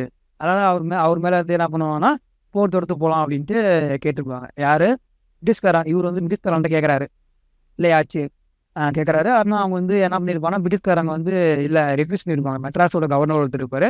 அவர்கிட்ட வந்து இவங்க வருவாங்க யார் இல்லை. அப்போ அவர்கிட்ட கேட்கும்போது இல்லை அவர் வந்து இல்லை நீங்கள் அவர் மேலே பிரச்சனைலாம் இல்லை, நீங்கள் வந்து அவர் வரி வசூல் கொடுத்துருவாரு, வரி வந்து அவர் கொடுத்துருவாரு, அதனால் நீங்கள் வந்து அவர் மேலே சண்டைக்கு ஸ்போர்ட்லாம் போகலான்னு சொல்லியிருப்பாங்க. இப்போ என்ன ஆகும்னா, இவர் வந்து இது மாதிரி சொல்லிடுவார், இது மாதிரி வரி வசூல் கொடுத்துடணும் அப்படின்னு சொல்லியிருப்பாங்க. ஜாக்சன் துரை வந்து யார்கிட்ட சொல்லியிருப்பாருன்னா, அவர்கிட்ட சொல்லிட்டு போயிடுவார். யார்கிட்ட? வீரபாண்டிய கட்டபொம்மன் சொல்லிட்டு போயிடுவார். இந்த மாதிரி ஒரு தேதி சொல்லியிருப்பாங்க. எப்போ அப்படின்னா செப்டம்பர் 19 நம்ம பார்ப்போம் இருங்க. அப்போ வந்து என்ன பண்ணால், நீங்கள் வந்து என்னை ராமாட்டில் வந்து பாரு அப்படின்னு சொல்லியிருப்பார். செப்டம்பர் ஜாக்சன் அப்படின்ட்டு. செப்டம்பர் 19 அப்போ நீ அந்த வந்து என்ன பாரு, எங்க ராமாட்டில் பாரு அப்படின்னு சொல்லி, ராமாட்டில் அரண்மனையிலே பாரு. அது பேர் ராமலிங்க விழா.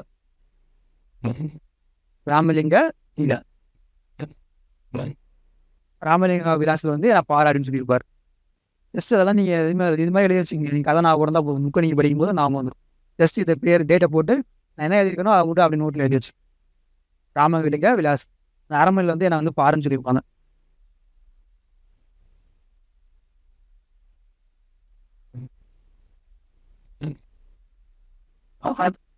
ராம்நாடு தான்.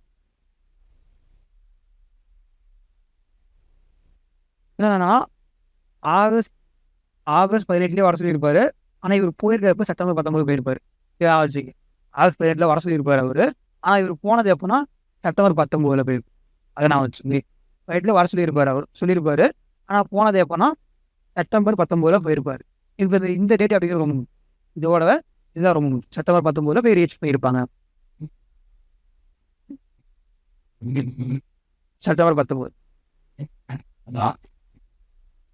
இல்லை வந்து பாருங்க, நீங்கள் வந்து என்னை பாருங்க, அங்கே வந்து பாருங்கன்னு சொல்லிட்டு விட்டுருவாங்க. அதுக்கு மாதிரி என்ன பண்ணியிருப்பாருன்னா, சில இடத்துல இந்த குற்றாலம், ஸ்ரீவில்லிபுத்தூர்லாம் இடையில அப்பப்போலாம் ஆட்சியில் வந்துட்டு போய் இன்ஸ்பெக்ஷன் போவாங்க. அப்போலாம் போய் பார்த்துருப்பாரு. அவர் வந்து நீங்கள் வந்து அங்கே வந்து பாரு, அங்கே வந்து பாரு அப்படின்னு அனுப்பிச்சிடுவாங்க. யாரை வீரபாண்டிய கட்டபொம்மனை. அப்போ இப்போ தான் வந்து என்னன்னா, இவர் வந்து போய் அவரை பார்க்கணும், நெல்லை கலெக்டரை போய் பார்க்கணும். இவர் வந்து என்னன்னா, இது மாதிரி ஆகஸ்ட் 18 வந்துருன்னு சொல்லியிருப்பார். என்னப்போ சொல்லியிருப்பார். சொல்லியிருக்கும்போது இவர் வந்து என்னன்னா, இடையிலேயே எப்பப்போ டைம் கிடைக்குதோ அப்போல்லாம், அதாவது பக்கத்தில் எப்பெல்லாம் வராரோ குற்றாலம் அந்த மாதிரி ரீஜனுக்குலாம் வரும்போது இவர் போய் பார்த்துருக்காரு. இல்லை நீ வந்து அங்கே வந்து பாரு, அதாவது அந்த ராம விலாஸ் இருக்குல்ல, அந்த இடத்துல வந்து பாரு, அந்த இடத்துல பாரு அப்படின்னு சொல்லிட்டு அனுப்பிச்சிடுவாங்க. சரி உடனே அங்கே என்ன எதனால அப்படின்னா அவர் அங்கே வச்சு ஏதாவது பிளான் பண்ணுறதா பிளான் பண்ணிடும். அப்போ வந்து என்னன்னா இவர் வந்து அங்கே போய் பார்க்குறாரு. யார் வீரபாண்டிய கட்டபொம்மன் வந்து ஆகஸ்ட் 15 சொல்லியிருப்பாரு. ஆனால் செப்டம்பர் 19 போய் பார்க்குறாரு டேரக்டாக. சரி வேறு வழி இல்லை அப்படின்ட்டு அவர் போய் பார்க்குறாரு. அப்போ அவருக்கு புரிய வைக்குது. அவர் பாட்டில் போகிறாரு. அவர் வந்து ஒரு 3 மணி நேரம் நின்றுட்டே இருக்காரு. வீரபாண்டிய கட்டபொம்மன் வந்துட்டு ஜாக்சன் துரை அவர் வந்து உட்காந்துருக்காரு. ஒரு 3 ஹவர்ஸ் அப்படின்னு நின்றுட்டே இருக்காரு. இப்போ அவங்க புரிய ஆரம்பிக்கிறது என்னன்னா ஏதோ பிரச்சனை வரப்போகுது, ஏதோ இதுக்கு நமக்கு ஜாக்சன் துரை வந்து ஏதோ பண்ண போறாரு அப்படின்ட்டு அவர் தெரிய வருது. உடனே வந்து என்ன பண்ணுறாங்கன்னா இவருக்கு ஹெல்ப்ஃபுல்லாக இவரோட அரசர் ஒருத்தர் படைத்தளபதி இருப்பாங்க. அது பேர் என்ன சிவசுப்பிரமணியன் அப்படின்ட்டு இருக்காரு. இவங்களோட யாரு வீரபாண்டிய கட்டபொம்மன். கட்டபொம்மனோட மினிஸ்டர் நான் வச்சுக்கேன்.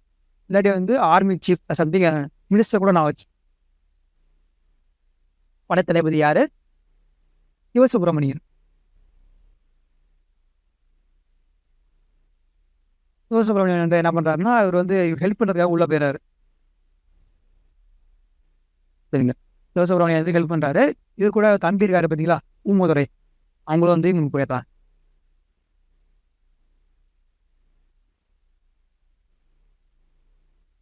உடனே வந்து இவங்க ஹெல்ப் பண்ணுறது போயிட்டு என்ன ஆகுனா அவரை கட்டபொம்மன் கூப்பிட்டு வந்துடுவாங்க. சண்டை நடந்துருக்கும் சண்டை நடத்தி கூப்பிட்டு வந்துடுவாங்க. அப்போ வந்து யார் வந்து இறந்து போயிடுவாங்கன்னா லெப்டினன்ட் கிளார்க் அப்படின்னு ஒருத்தர் இறந்து போவார். லெப்டினன்ட் கிளார்க் வந்து இந்த ஃபைட் நடந்துருக்கும். கிளார்க் அப்படிங்கிறது இறந்து போயிடுறாரு இதில் இந்த ஃபைட்டில். அப்போ என்ன பண்ணுறாங்கன்னா அந்த சிவசுப்பிரமணியன் இருக்கா பார்த்தீங்களா அவர் இருக்கார் பற்றியா அவர் என்ன பண்ணுறாங்கன்னா இவங்க வந்து கடத்தி வச்சிடுறாங்க. யார் பிரிட்டிஷ்காரங்க வந்து சிவசுப்பிரமணியன் கைது பண்ணிடுறாங்க, அரெஸ்ட் பண்ணிடுறாங்க.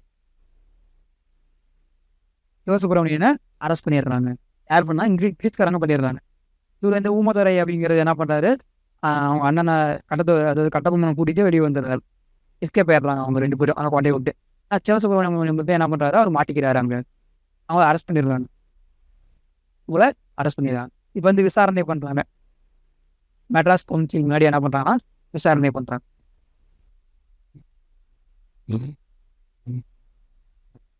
இந்த பாயிண்ட்ஸ் வந்து ரொம்ப எழுதி வச்சுக்கோங்க. ரொம்ப டீட்டெயிலாக தான் எழுத வைக்க. நீங்கள் வந்து நீங்கள் புக்கு நீங்கள் படிக்கும்போது உங்களுக்கு தெரிய வரும். நான் சொல்கிறேன் எந்த புக்கு. இப்போ வந்து மெட்ராஸ் கவுன்சில் முன்னாடி என்ன இருக்குது தமிழில் வந்து மதராஸ் கவுன்சில். ஏண்டி கவுன்சில் அப்படின்னா மதராஸ் கவுன்சில் மாதிரி இருந்தாங்கன்னா விசாரணை பண்ணுறாங்க. இப்போ யார் இருந்தால் அப்படின்னு ரொம்ப முக்கியம். வில்லியம் ப்ரௌன்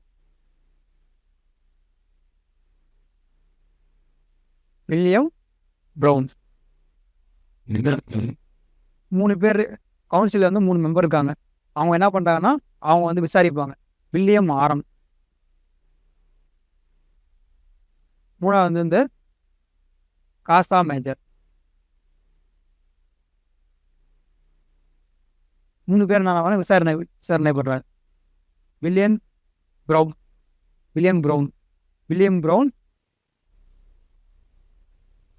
வில்லியம் ஆரம், காசா மேஜர். இவங்க பேர் என்ன பண்ணுறாங்கன்னா விசாரிக்கிறாங்க. 3 பேர் விசாரிச்சு என்ன பண்ணுறாங்கன்னா இவர் யார்கிட்ட வருவாங்கன்னா காசா மேஜர் அப்படிங்கிறது விசாரிக்கிறாங்க. இது வந்து ரிப்போர்ட் சப்மிட் பண்ணுறாங்க. இது எல்லாமே இந்த ஜாக்சன் மேலே தான் பிரச்சனை இருக்குன்னு சொல்லிடுறாங்க. அப்போ யார் கவர்னராக இருக்கா அப்படின்னு அதாவது மெட்ராஸ் கவர்னராக யார் இருக்கு? மெட்ராஸோட கவர்னராக யார் இருக்காருன்னா எட்வர்ட் கிளைவ் இருக்கார். மெட்ராஸோட ஆளுநராக யார் இருக்காரு? எட்வர்ட் கிளைவ் இருக்காரு. நீங்கள் உங்கள் மேலே எந்த பிரச்சனையும் இல்லை. அதனால என்ன பண்ணுவாங்க ஜாக்சன் துரையை பணி நீக்கம் பண்ணியிருப்பாங்க. அப்புறம் பர்மனெண்ட்டாக என்ன பண்ணுவாங்கன்னா மாற்றிடுவாங்க. ஃபஸ்ட்டு அந்த விசாரணை நடத்தும் போது என்ன பண்ணுவாங்கன்னா சஸ்பெண்டில் வச்சுருப்பாங்க. அதுக்கப்புறம் என்ன பண்ண ஜாக்சன் துரையை மாற்றிடுவாங்க. அதை பார்த்து யாரை கொண்டு போகிறாங்கன்னா நெல்லை ஃபேக்டரியே மாற்றிடுவாங்க. லூசிங்டனை மாற்று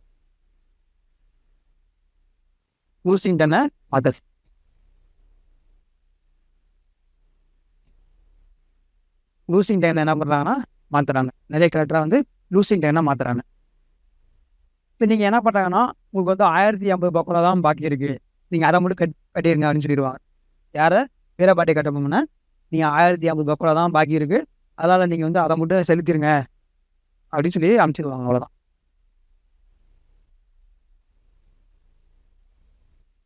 இதுக்கப்புறம் என்னன்னா, இதுக்கப்புறம் ஒரு இது ஆரம்பிக்கும். இது போனதுலேருந்து வீரபாண்டிய கட்டபொம்மனுக்கும் ஆங்கிலேயருக்கும் வந்து ஒரு முரண்பாடு ஏற்பட்டுச்சு. பிரச்சனை ஏற்பட ஆரம்பிச்சிச்சு. வீரபாண்டிய கட்டபொம்மனுக்கும் ஆங்கிலேயருக்கும் என்ன பிரச்சனை ஆரம்பிச்சு. நம்ம இவ்வளோ அவமானம் சந்திக்க வேண்டியது இருக்கு. இவங்க யார், இவங்க இதுக்கு வரி தரணும் அப்படின்ட்டு ஒரு முடிவு வராரு. இதுக்கப்புறம் வந்து முடிவு வராரு. இப்போ இப்போ இதை பார்த்து இவங்க மாதிரியே என்னன்னா மருது சகோதரர் இருக்காங்க. மருது சகோதரர்கள், அதுக்கப்புறம் வந்து திண்டுக்கல் கோபால் நாயக்கர், இந்த மாதிரிலாம் என்ன பண்ணுறாங்கன்னா இவங்கலாம் வந்து இதே மாதிரி ஆங்கிலேயருக்கு எதிராக ஃபைட் பண்ணுற முடிவில் இருக்காங்க அப்படின்னு தெரிய வருது. அதோட கொள்கையை வந்து இவங்களுக்கு பிடிச்சிருக்கு. மருது சகோதரர்கள் வந்து அவங்களோட அவங்க பண்ணுற விஷயம் வந்து இவருக்கு பிடிச்சிருக்கு. அதனால் நானும் வந்து வீரபாண்டிய கட்டபொம்மனும் பிடிச்சிருக்கு. ஏன்னா அவங்களும் வந்து பிரிட்டிஷ்காரங்களுக்கு எதிராக இருக்காங்க, இவரு வந்து எதிராக மனப்போக்கு பண்ணிட்டார். அப்போ மருது சகோதரர்களோட சேர்ந்து நம்ம வந்து ஆங்கிலேயர் எதிர்க்கலாம் அப்படின்ட்டு ஒரு முடிவுக்கு வராங்க. முடிவுக்கு வந்து என்ன பண்ணுறாங்கன்னா, சிவகிரி அப்படிங்கிற ஒரு பாளையக்காரன் இருக்காங்க. சிவகிரி அப்படிங்கிறது என்ன பிளேஸ் அப்படின்னா, அது ஒரு மறைஞ்சிருந்து தாக்கிறதுக்காக நல்ல பிளேஸாக இருக்கும். அது ஒரு மலைப்பகுதி மாதிரி இருக்கும். அதனால ஆங்கிலேயர் ஈஸியாக மறைஞ்சிருந்து தாக்கிடலாம். அவங்க வந்து பீரங்கிலாம் வச்சிருக்காங்க. மறைஞ்சிருந்து தாக்குறது தான் வந்து கொரில்லா போர் முறைன்னு சொல்லுவாங்க. அந்த மாதிரி போர் முறையில் ஃபாலோ பண்ணி சிவாஜிலாம் ஃபாலோ பண்ணியிருப்பார். அந்த மாதிரி ஃபாலோ பண்ணிக்கலாம் அப்படின்ட்டு இவங்க வந்து சிவகிரி பாளையக்காரர்கள் வந்து ஃபஸ்ட் தாக்க ஆரம்பிக்கிறதுல அவங்கள்ட்ட போய் ஹெல்ப் கேட்பாங்க. ஆனால் சிவகிரி பாளையக்காரர் அப்படிங்கிறதுனா பிரிட்டிஷ்காரங்க வந்து ஆதரவாக இருப்பாங்க. வேறு வந்து பிரிட்டிஷ் ஹெல்ப்ஃபுல்லாக இருப்பாங்க. அந்த பிளேஸில் வந்து தாக்கணும் அப்படி பிளான் பண்ணுவாங்க. அதனால் இவங்க போய் ஹெல்ப் கேட்பாங்க. அவங்க வந்து ஒத்துக்க மாட்டாங்க. உடனே வந்து அவங்கள வந்து அட்டாக் பண்ணுற நிலைமை ஏற்படும். தெரியல யார் அட்டாக் பண்ணுறேன்னு யார் கட்டபொம்மன் வந்து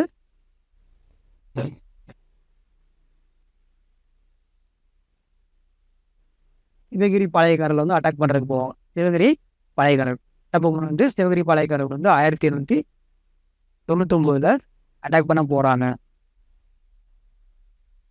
உடனே இந்த சிவகிரி பாளையக்காரர்கள் வந்து எங்களுக்கு ஆதரவாக இருக்காங்க, நீங்கள் எங்களே அட்டாக் பண்ண வரீங்க அப்படின்ட்டு பிரிட்டிஷ்காரங்க வந்து கட்டபொம்மனுக்கு எதிராக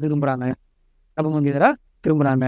அப்போ அந்த நியூஸ் வந்து அப்போ யார் கவர்னர் ஜெனரலாக பெங்கால், இப்போ யாருன்னா மெட்ராஸோட கவர்னர் ஜெனரல் ஏற்கனவே கிளைவ் பார்த்தோம். மெட்ராஸோட ஆளுநர் அப்படிங்கிறது ஏற்கனவே கிளைவ் பார்த்தோம். ஆனால் வந்து இது இந்தியாவுக்கு ஒரு கவர்னர் இருப்பார். அவர் பேர் என்னது லார்ட் வெல்லஸ்லி. கவர்னர் ஜெனரலாக பெங்கால் அப்படிங்கிறது யார் இருப்பார்? ஆளுநர். கவர்னர் ஜெனரல் யார் இருப்பான்னா வெல்லஸ்லி இருப்பார். வங்காள ஆளுநர் யார் இருப்பாங்கன்னா கவர்னர் ஜெனரல் ஆஃப் பெங்கால். இந்தியாவுக்கும் லார்ட்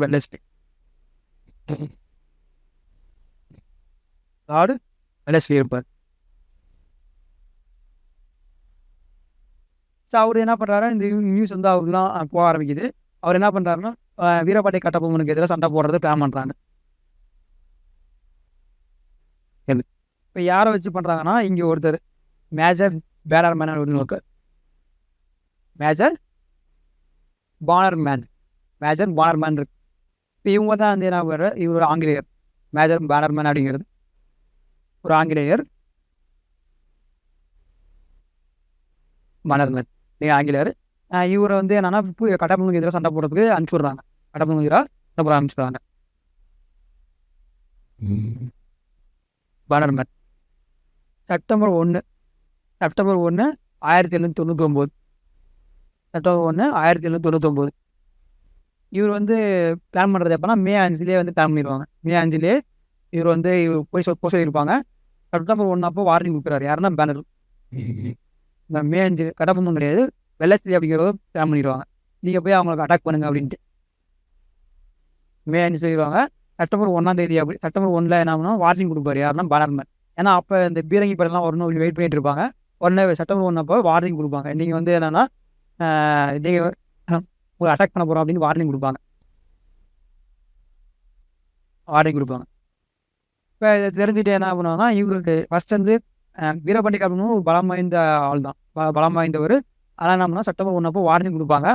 இன்னொன்று என்னன்னா அவங்க கோட்டையை வந்து இவர் வந்து உழவு பார்க்கறதுக்கு ஒரு அனுப்பிச்சிடுவாங்க. அவர் பேர் என்ன ராமலிங்கர் அப்படின்னு ஒருத்தர். ராமலிங்கர் அப்படிங்கிறவர் என்ன பண்ண உழவு பார்க்கறதுக்காக உழவு பார்க்கறதுனா வந்து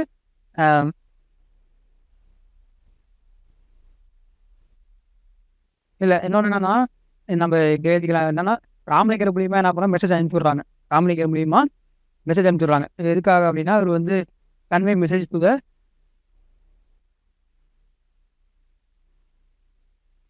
வீரபாண்டிய கட்டபொம்மன். ஸ்பை வச்சுக்கலாம், ஏதாவது உளவு பார்க்கறதுக்கு. Convey message to the Veerapandiya Kattabomman. Veerapandiya Kattabomman. நீ வந்து இது மாதிரி வார்னிங் கொடுக்கறதுக்காக நான் செப்டம்பர் 1ஆம் தேதி என்ன பண்ணுறாங்கன்னா கோட்டையை அட்டாக் பண்ண போகிறோம் அப்படின்ட்டு வார்னிங் கொடுக்கறதுக்காக இவர் அனுப்பிச்சு விட்றாங்க. யாருன்னா பேனர்மேன் அனுப்பிச்சு விட்றாரு. பேனர்மேன் வந்து இவர் அனுப்பிச்சு விட்றாரு. வீரபாண்டிய கட்டபொம்மன் நான் வந்து ஒரு அட்டாக் பண்ண போகிறேன் அப்படின்ட்டு அனுப்பிச்சு விட்றாரு. ஸ்பை மாதிரி அவர் என்ன போய் பார்த்துட்டு வந்து இந்த கோட்டையில் எங்கெங்கெல்லாம் ஆள் இருக்காங்க, என்னென்ன எப்படிலாம் இருக்குது, அந்த கட்டமைப்பெல்லாம் பார்த்து சொல்லிடுவார். யார் ராமலிங்கர் அப்படிங்கிறது திரும்ப வந்து பேனர்மேன் சொல்லிடுவார். இவங்க வந்து செப்டம்பர் 5ஆம் தேதி என்ன பண்ணுறாங்கன்னா இந்த கோட்டையை அட்டாக் பண்ணுறாங்க. பாஞ்சாலங்குறிச்சி கோட்டையை என்ன பண்ணுறாங்கன்னா அட்டாக் பண்ணுறாங்க. September 5 major Bannerman versus Veerapandiya Kattabomman.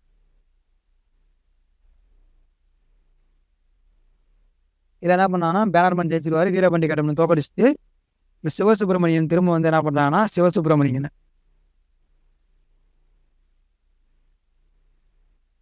Arrest பண்ணிடுவாங்க. சிவசுப்பிரமணியன் என்ன பண்ணுறாங்கன்னா அரெஸ்ட் பண்ணிடுவாங்க.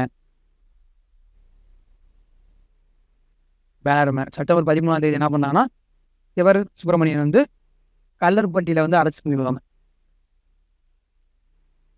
அரெஸ்ட் திரும்ப வந்து விடுவிச்சுருவாங்கல்ல, பிரச்சனைலாம் சால்வ் ஆகி திரும்ப விடுவிச்சுருவாங்க. சிவசுப்பிரமணியன் விடுவிச்சுருவாங்க. இப்போ கல்லர்பட்டி போர்னு கூட நான் வச்சு கல்லர்பட்டியில் திரும்ப என்ன பண்ணுறாங்கன்னா இவர் அரெஸ்ட் பண்ணிடுறாங்க. யாருன்னா சிவசுப்பிரமணியன் வந்து கைது பண்ணிடுறாங்க. சிவசுப்பிரமணியனை கைது பண்ணிடுறாங்க.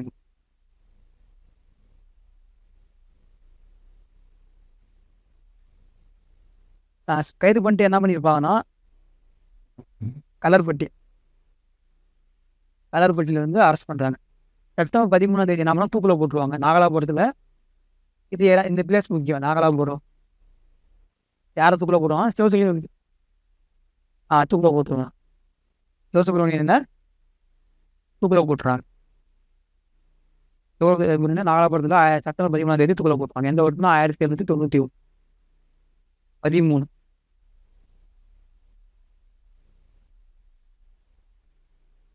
அடுத்தது வீரபாண்டிய கட்டபொம்மன். கட்டபொம்மன் வந்து எங்கே மறைஞ்சிருப்பார் அப்படின்னா கட்டபொம்மன் வந்து களப்பூர் காட்டில் மறைஞ்சிருப்பார். களப்பூர் ஃபாரஸ்ட். களப்பூர் காட்டில் வந்து என்ன பண்ணால் அவர் வந்து மறைஞ்சிருப்பார். கட்டபொம்மன் வந்து களப்பூர் காட்டில் மறைஞ்சிருப்பார். நீங்கள் கதையாக கேள்விப்பட்டிருப்பீங்க. எத்தப்பனை வந்து காட்டி கொடுத்துட்டாரு வீரபாண்டிய கட்டபொம்மனை. எத்தப்பன் அப்படிங்கிறது காட்டி கொடுத்துட்டாங்க அப்படின்னு சொல்லி கேள்விப்பட்டிருப்பீங்க. வீரபாண்டிய கட்டபொம்மன் கேள்விப்பட்டிருக்கியா? காட்டி கொடுத்தாருன்னு கேள்விப்பட்டிருக்கேன் இல்லையா? அவர் வந்து எட்டப்பன்னு சொல்லுவாங்க. களப்பூர் ஃபாரஸ்ட் அங்கே வந்து மறைஞ்சிருப்பார். அவர் வந்து அவர் பேர் உண்மையான பேர் வந்து புதுக்கோட்டை மன்னர். காட்டி கொடுத்தவர் புதுக்கோட்டை. அவர் பேர் வந்து விஜய ரகுநாதர தொண்டைமான்னு சொல்லுவாங்க. விஜய ரகுநாத தொண்டைமான் அப்படிங்கிறத என்ன பண்ணியிருப்பாருன்னா இவர் காட்டி கொடுத்துருப்பார். களப்பூர் காட்டில் இவர் மறைஞ்சிருக்காரு காட்டி கொடுத்துருப்பார். ஆமாம், புதுக்கோட்டை விஜய ரகுநாத தொண்டைமான் அப்படிங்கிறத காட்டி கொடுத்துருப்பாங்க.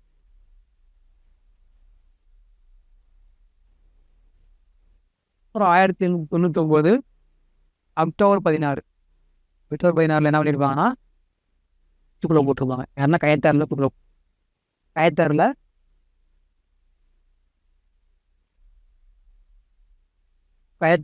தூக்கில் போட்டிருப்பாங்க. யாருன்னா வீரபாண்டிய கட்டபொம்மனா தூக்கில் போட்டு இவர் வந்து இது வந்து இந்த தப்புலாம் பண்ணீங்கன்னு கேட்பாங்க.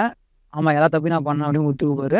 உடனே வந்து கயத்தாரில் ஒரு இடத்துல புளிய மாட்டில் வந்து தூக்கில் போட்டுருவாங்க. யாராவது வீரபாண்டிய கட்டம். இந்த டேட் ரொம்ப முக்கியம். 1899 அக்டோபர் 16 அப்படிங்கிறது ரொம்ப முக்கியம். கயத்தார் வந்து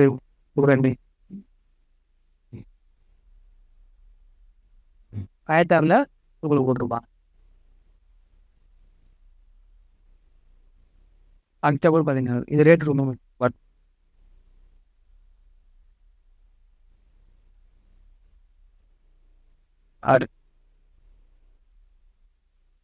கயத்தார்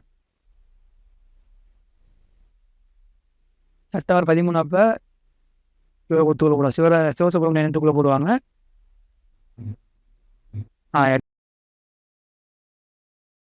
புதுக்கோட்டை விஜய ரகுநாத தொண்டைமான் அப்படிங்கிறது அவர். விஜய ரகுநாத தொண்டைமான் அப்படிங்கிறத உண்மையான பேர். எட்டப்பா அப்படிங்கிறது சும்மா கதை சொல்லிட்டு இருக்காங்க, எட்டப்பன் காட்டி கொடுத்துறாரு.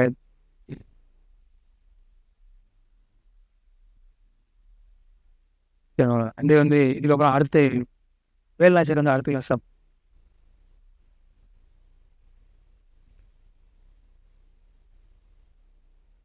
அப்படியா இருக்கா. ஒரு 10th புக்கில் ஃபஸ்ட்டு வாங்க. 10th புக்கில் கயத்தார் வீட்டில் தான் எழுதிட்டு இருக்காதீங்க, புக்கில் படிக்கலாம். நீ நான் என்ன பையன் எழுதி போட்டோன்னா அது இங்கிலீஷில் அப்படி எழுதி கயத்தார் ஆங்கிற அப்படின்னு எழுதிக்கிங்க. அந்த ஒர்க் கூட தேவையில்லை, வீரபாண்டிய கட்டபொம்மன் தான் பார்க்க போகிறோம். உங்களுக்கு எல்லாமே தெளிவாக தெரியும், அதெல்லாம் ஒன்றும் பிரச்சனை இல்லை. நீங்கள் ஃபுல்லாக டீட்டெயிலாக எழுதவில்லை, நீங்கள் ஸ்கூல் புக்கை நீங்கள் படிக்கும்போது உங்களுக்கு தெளிவாயிரும். நான் சொல்கிற பாயிண்ட்டை நீங்கள் அப்படியே அப்படியே எழுதி வச்சுங்க. நீங்கள் எழுதி வச்சிங்கனாவே இது புரிய அப்படிங்க, ரொம்ப கஷ்டமாக இருக்காது. அப்படியே ஒவ்வொரு பாயிண்டாக நீங்கள் எழுதிட்டீங்கன்னா போதும். நீங்கள் ஃபுல்லாக நோட் மாதிரி நீங்கள் புக் மாதிரி எழுதிருந்தீங்கன்னா அப்படின்னா படிக்க முடியும். நீங்கள் வந்து கடை தான் எழுதிக்கிங்க மாதிரி தோணுது, நீங்கள் இது மாதிரி எழுதிக்கிங்க, அப்படியே படிச்சுங்க. தேங்க்யூங்க. நல்லா படிச்சுட்டு வாங்க. அடுத்து 10th புக்கை எடுத்து படிங்க. 10th புக்கில் இந்த லெசன் இருக்கும், இதே பேரில் தான் இருக்கும். ஆங்கிலம் இருக்கிறதுனா தொடர்காலத்தில் வச்சு அப்படின்ட்டு இருக்கும். நீங்கள் பிடிஎஃப் டவுன்லோட் பண்ணி பார்த்தீங்கன்னு சரி, இந்த புக் வச்சுருந்தாலும் சரி, 10வது புக்கில் இருக்கும்.